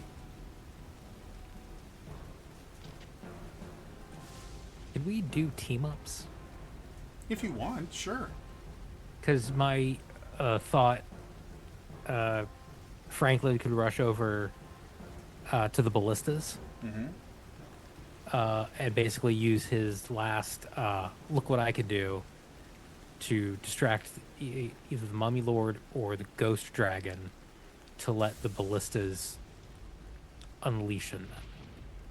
Sure, I'm good with that. You do have to pick one or the other, though. So, do you want to go for the dragon? Or do you want to go for the mummy lord? Maybe we go for the mummy lord. All right. Well, the dragon is on its last legs too. Yeah, But the dragon did go. It attacked me. Right.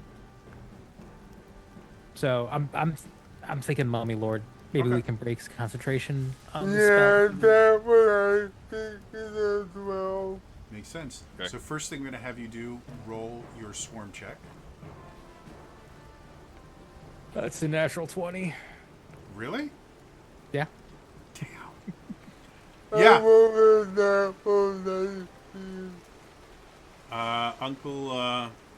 Uncle Franklin is perfectly fine. How do you envision him getting the attention of the mummy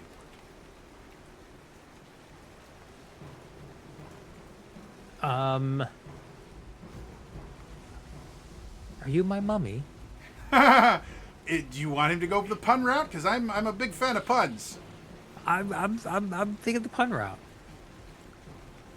So, Franklin is kind of hiding with Senna underneath this thing. He sees Senna getting really hurt. And something kind of snaps inside of Franklin. Again, he's a bit of a con man. He's been very self-motivated. But seeing someone he cares about so much, not just get hurt, but have a kind of eldritch horror-style creature reach into her chest to try and stop her heart, just makes him realize that this isn't a game. This isn't something that he can kind of manipulate. This is real, and people are going to die if something doesn't happen. And so he turns to Senna. He goes, Senna, you need to get out of here. Tell them. They'll know when to strike. And then he runs off. As he's kind of running through, he can see these specters are kind of flying around, harassing the populace.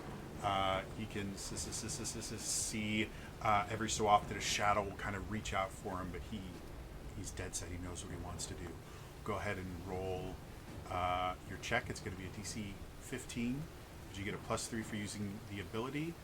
I'll give you a +3 for the fact that you're also using the ballista and an advantageous pair up. So 3, 3, 2 means 8 plus Plus 1 1 for for morale. morale.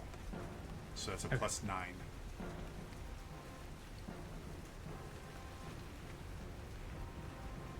So it's 20.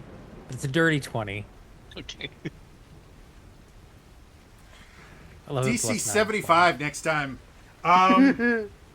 Yeah, so Franklin is running forward, and he can see the mummy lord is still sitting there with his arms raised, and you can see these bugs are like crawling out of every opening between his bandage and stuff like that. You see them burrow into the ground and stuff like that. He's just intently focused. And so Franklin comes up and goes, Mummy, Mummy dearest, and the blazing spheres of dark flame just turn to him, and you hear this voice come out of everywhere and nowhere at the same time. You think you're funny, don't you? Yeah. Ladies think I'm hilarious. I think you're pathetic. You're a waste of space. You will become fodder. You will feed my insect swarm, and I will take your body and throw it at your loved ones. I will embalm you, raise you as my own mummy servant, and then you will have the pleasure of ripping your family members apart piece by piece. Yeah, I'm gonna pass on that. Thanks, though. I appreciate the offer. Your levity will not protect you. No, but it will distract you. What? Boom. You see, and again, a crossbow bolt, one of the reasons they're so effective is they fire at immense velocity. They can pierce through plate armor. They're not fun to get hit by. A ballista bolt is generally about like minimum that big around.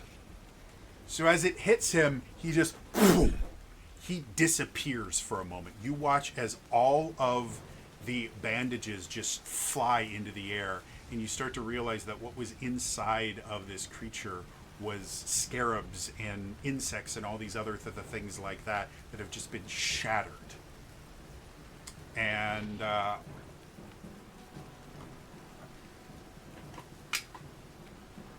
choose even or odd.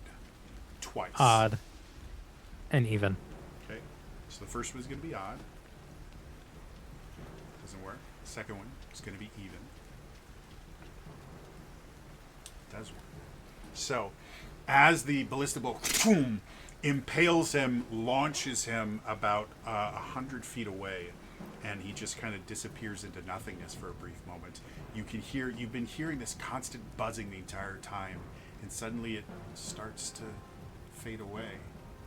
You look around and you watch as the insects themselves start kind of falling from the sky and flying away, and suddenly there's no more insects. As you look over, you see various worms and cockroaches and scarabs start crawling out of the ground and start forming up, and the wrappings start coming around, and the mummy lord reforms himself, but there's something very, very different about him now. Now, instead of a fully formed mummy with little gaps, you can see the wrapping is not quite tight enough. You can see all the little insects kind of crawling around inside of it. You can see some of it is drooping down. It doesn't look as solid as he did previously. Still alive, but barely. Mm-hmm. With that, he is going to attack you, person. And he is going to attempt to wrap you with his bindings and throw you at one of your allies.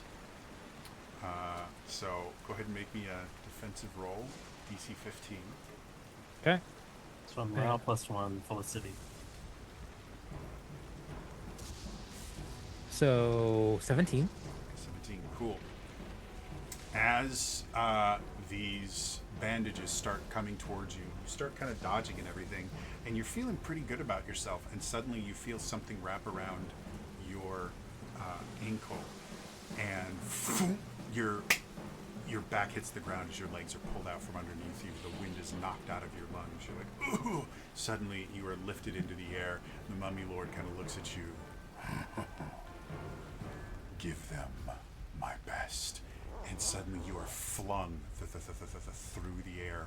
You are hurtling back to where you know Senna is, and you know she's not going to be expecting her uncle to come barreling at her. You're doing everything you can. You're trying to catch something, anything, and suddenly there's a massive splash right next to you, You see these large, leathery dragon wings explode from the water as Beauregard comes and catches you mid-air. Unfortunately, the force is enough that kind of knocks all of you to the ground. You kind of barrel roll, but none of you take any damage from it. That's a hell of a catch. Who would like to go next?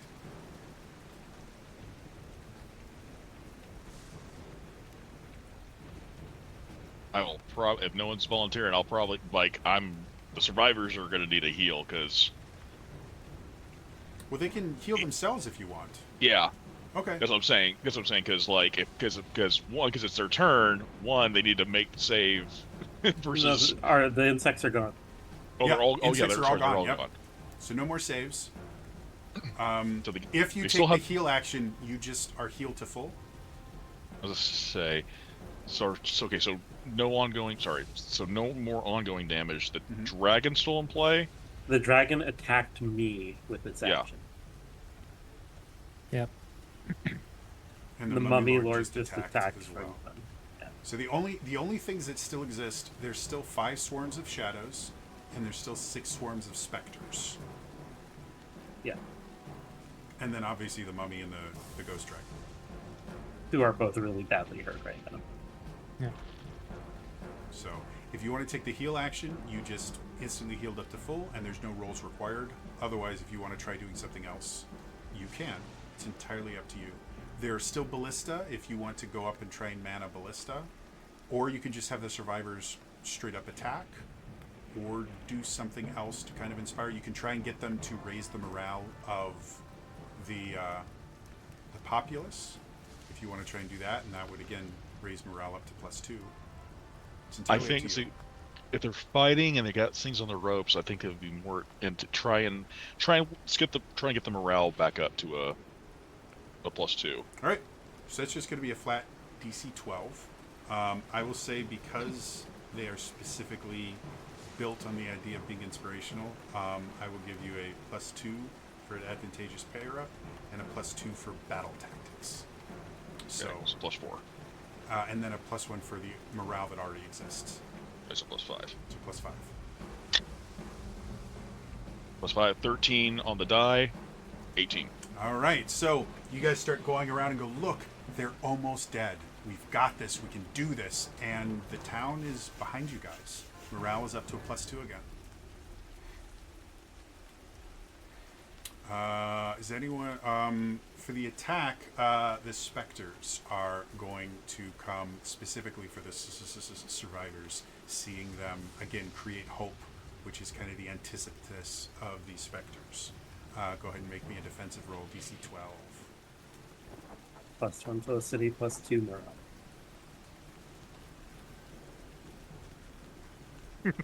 I've got to show you. Is it a 20 again? That's a hell yeah. So 20. Natural 20.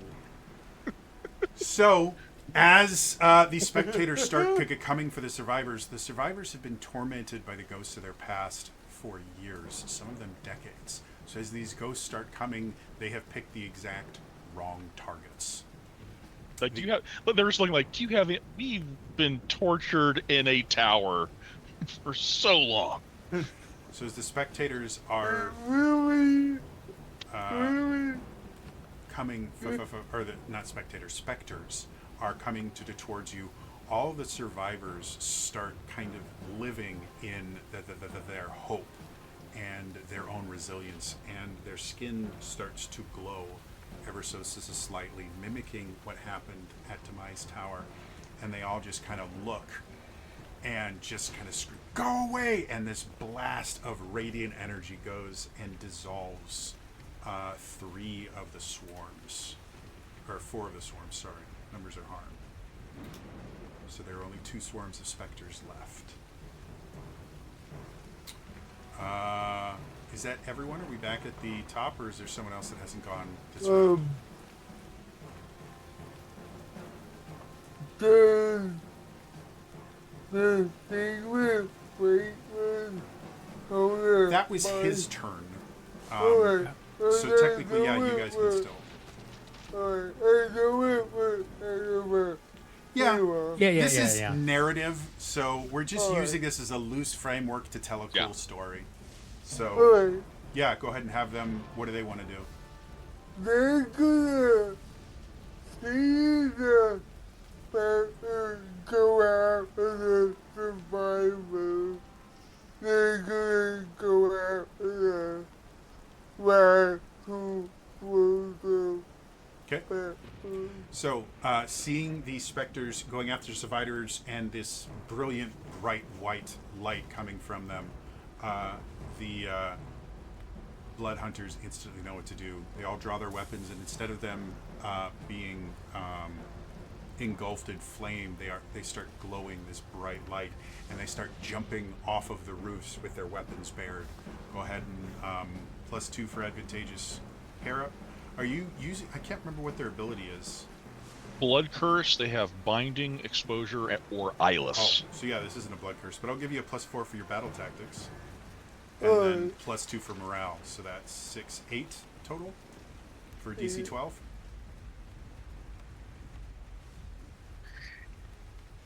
If you get a nat 20, you fail. Like, all of you just fail now. No! That one. Oh shit. All right. So, as you guys come plunging down with all of your weapons, the specters scatter and gravity takes over.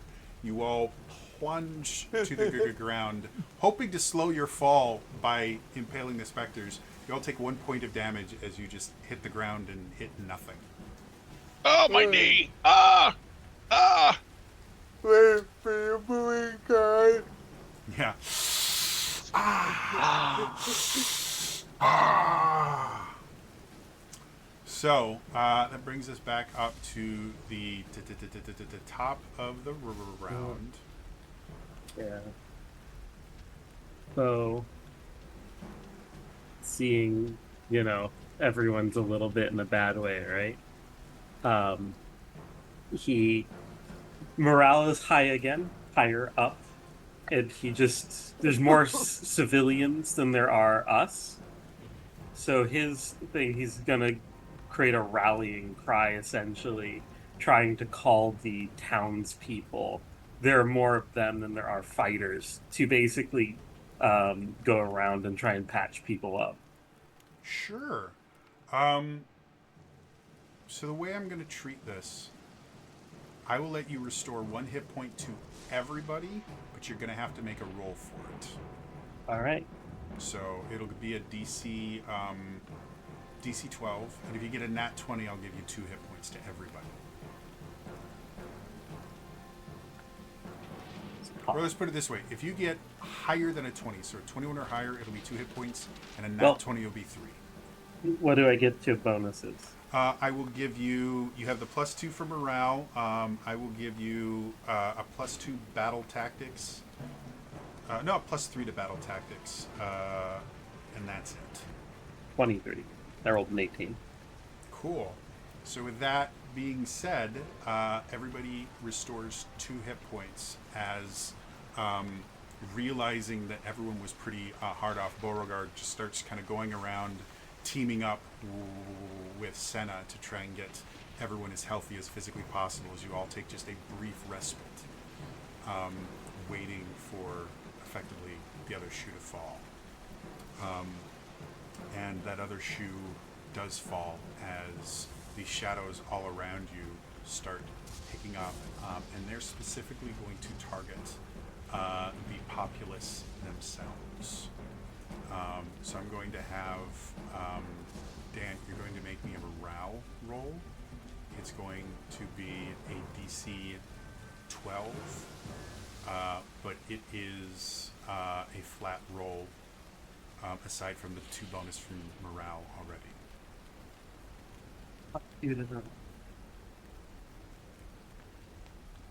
Bullshit. Okay, your green screen right now.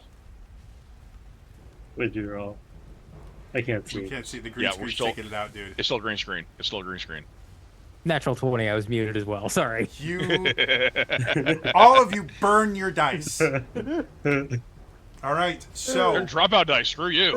I will one. So, Those are Ember Forge dice, Joxy Whipper. I highly recommend. So, the shadows start attacking the townspeople under the command of the Mummy Lord. The shadows start attacking the townspeople themselves, and you notice all of you can see townspeople starting to like grip hands as you see these bits of frostbite just appearing on them as these shadows reach out. You can see everyone is getting extremely worried, and Franklin goes, "Look at how desperate they are. They're not even attacking the people with weapons. They're attacking the people that look the weakest." But that's where their biggest mistake was, because you guys are stronger than all of us combined. And you see this groundswell of support. The population is not damaged at all. You're able to avoid it.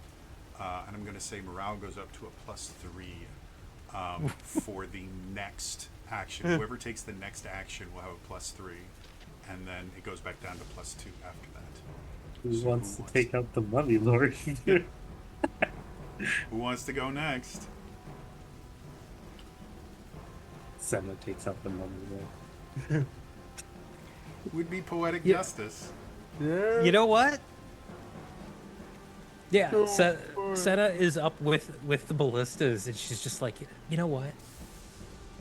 No, I'm gonna do this. So she's gonna line up the ballista and So the Mummy having- Lord and try to take him out. So having seen all of the blood hunters jump off the buildings and then just face plant on the ground, Senna has ascended up there, realizing no one's on the ballistas. And specters are kind of flying around, and she's avoiding it. But she eventually gets to a single ballista. She sees the Mummy Lord there, and he's now kind of digging his bandages into the ground, and she's starting to see them traveling through the ground and things like that. It looks like he's setting up something very, very bad. And so the ballista is bigger than she is. And so lining it up to aim is very, very difficult. She eventually goes, I'm going to give you +4 for battle tactics. Okay. And then you get your +3 from morale, and that's all I'm giving you. DC 15.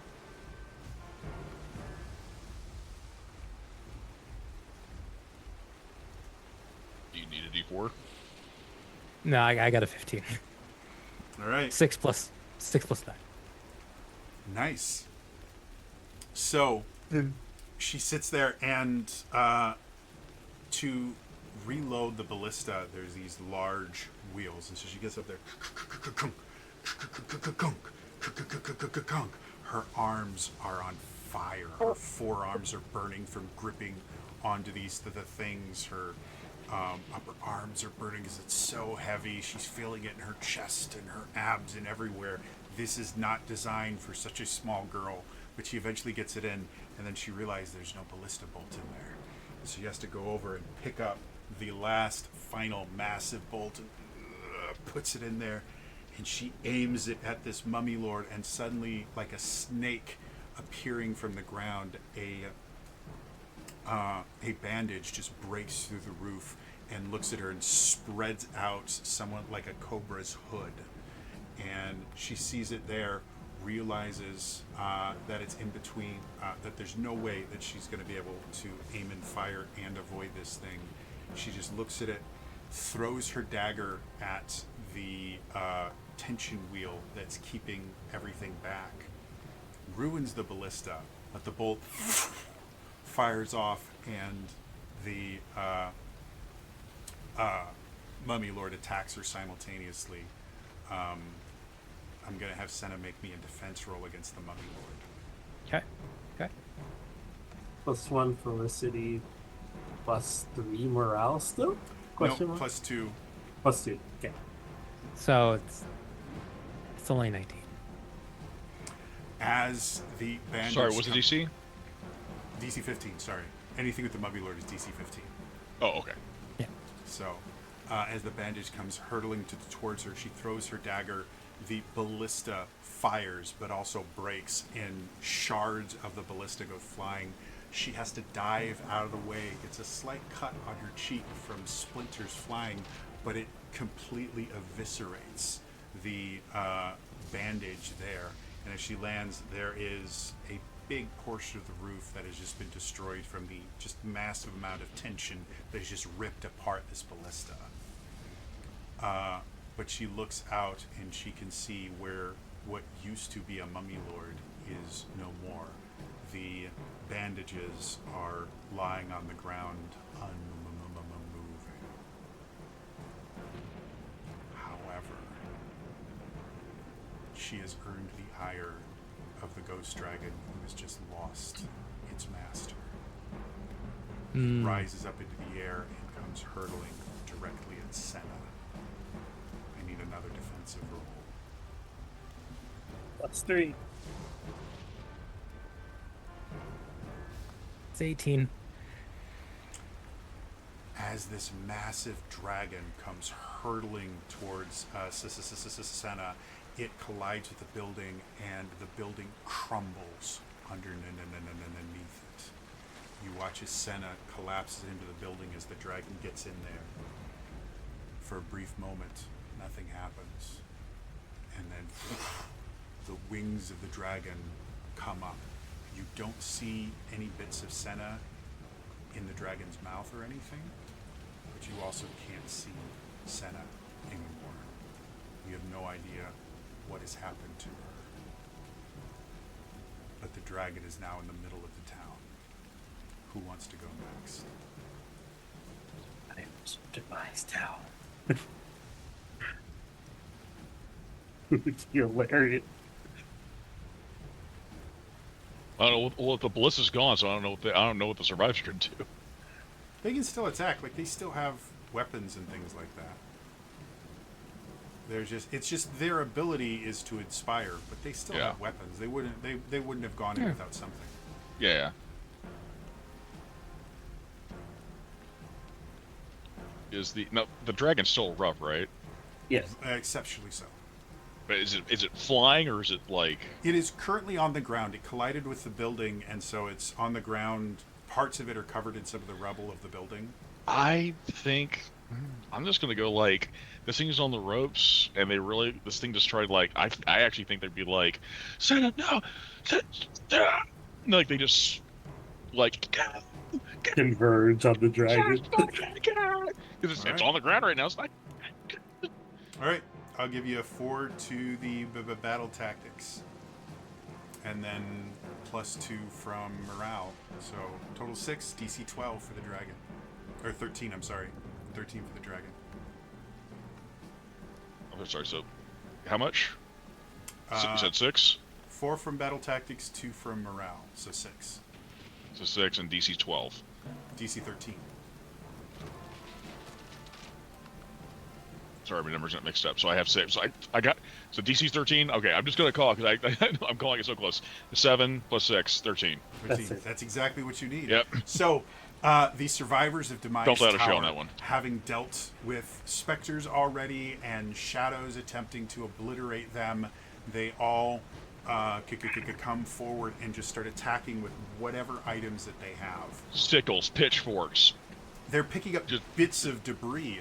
Normally, they would be completely ineffective against a ghost being in general, but their faith and their determination blesses the weapons, and they start glowing with an unnatural light, and they just start wailing on the creature, and they watch as the ghostly dragon starts to, when they hit it, you see these bits of smoke kind of coming off, and the dragon slowly dissolves.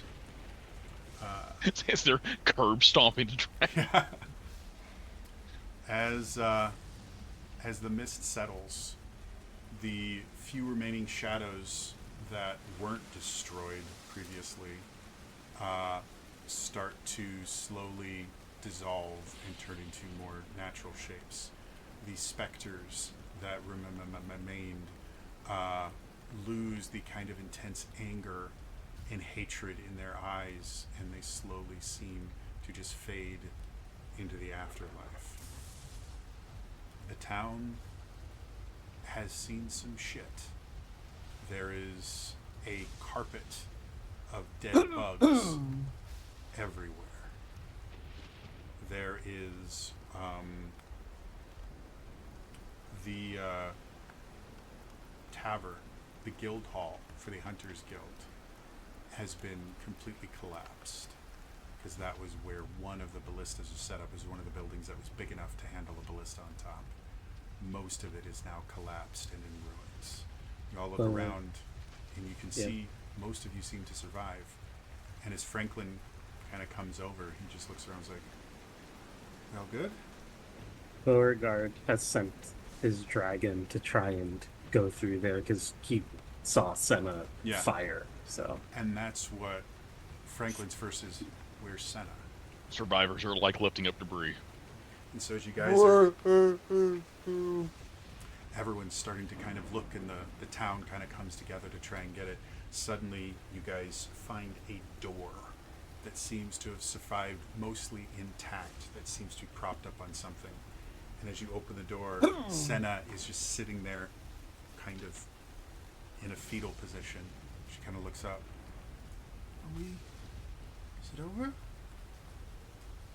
Did I hit him?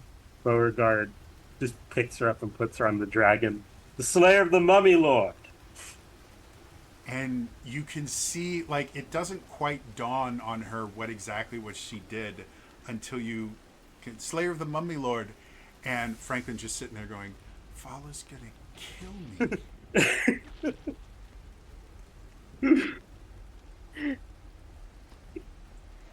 Unfortunately, Senna, Mummy Slayer, Senna, Mummy Slayer, Senna. That is where we're going to end it for tonight. As always, if you missed any of this, I do upload all these to my YouTube channels, youtube.com/TrainerJody. It's a quick reminder, USA Today best-selling author Kiri Callaghan, her new book, The Hearth Witch's Guide to Magic and Murder, is available at all major booksellers. Please pick up a copy of it. It's amazing. Check out the Good Time Society for their one-shot. I think it's called the Higa Book Club, where you can see some interesting stuff there. I feel like such a jerk. Forgot to mention it's over on Sweet Ange YouTube. The Puppy Bowl Roll 2 is up. Of course. Gotta get that out. Otherwise, again, that is going to be all for me today, and I will see you guys next time. All right? Bye-bye.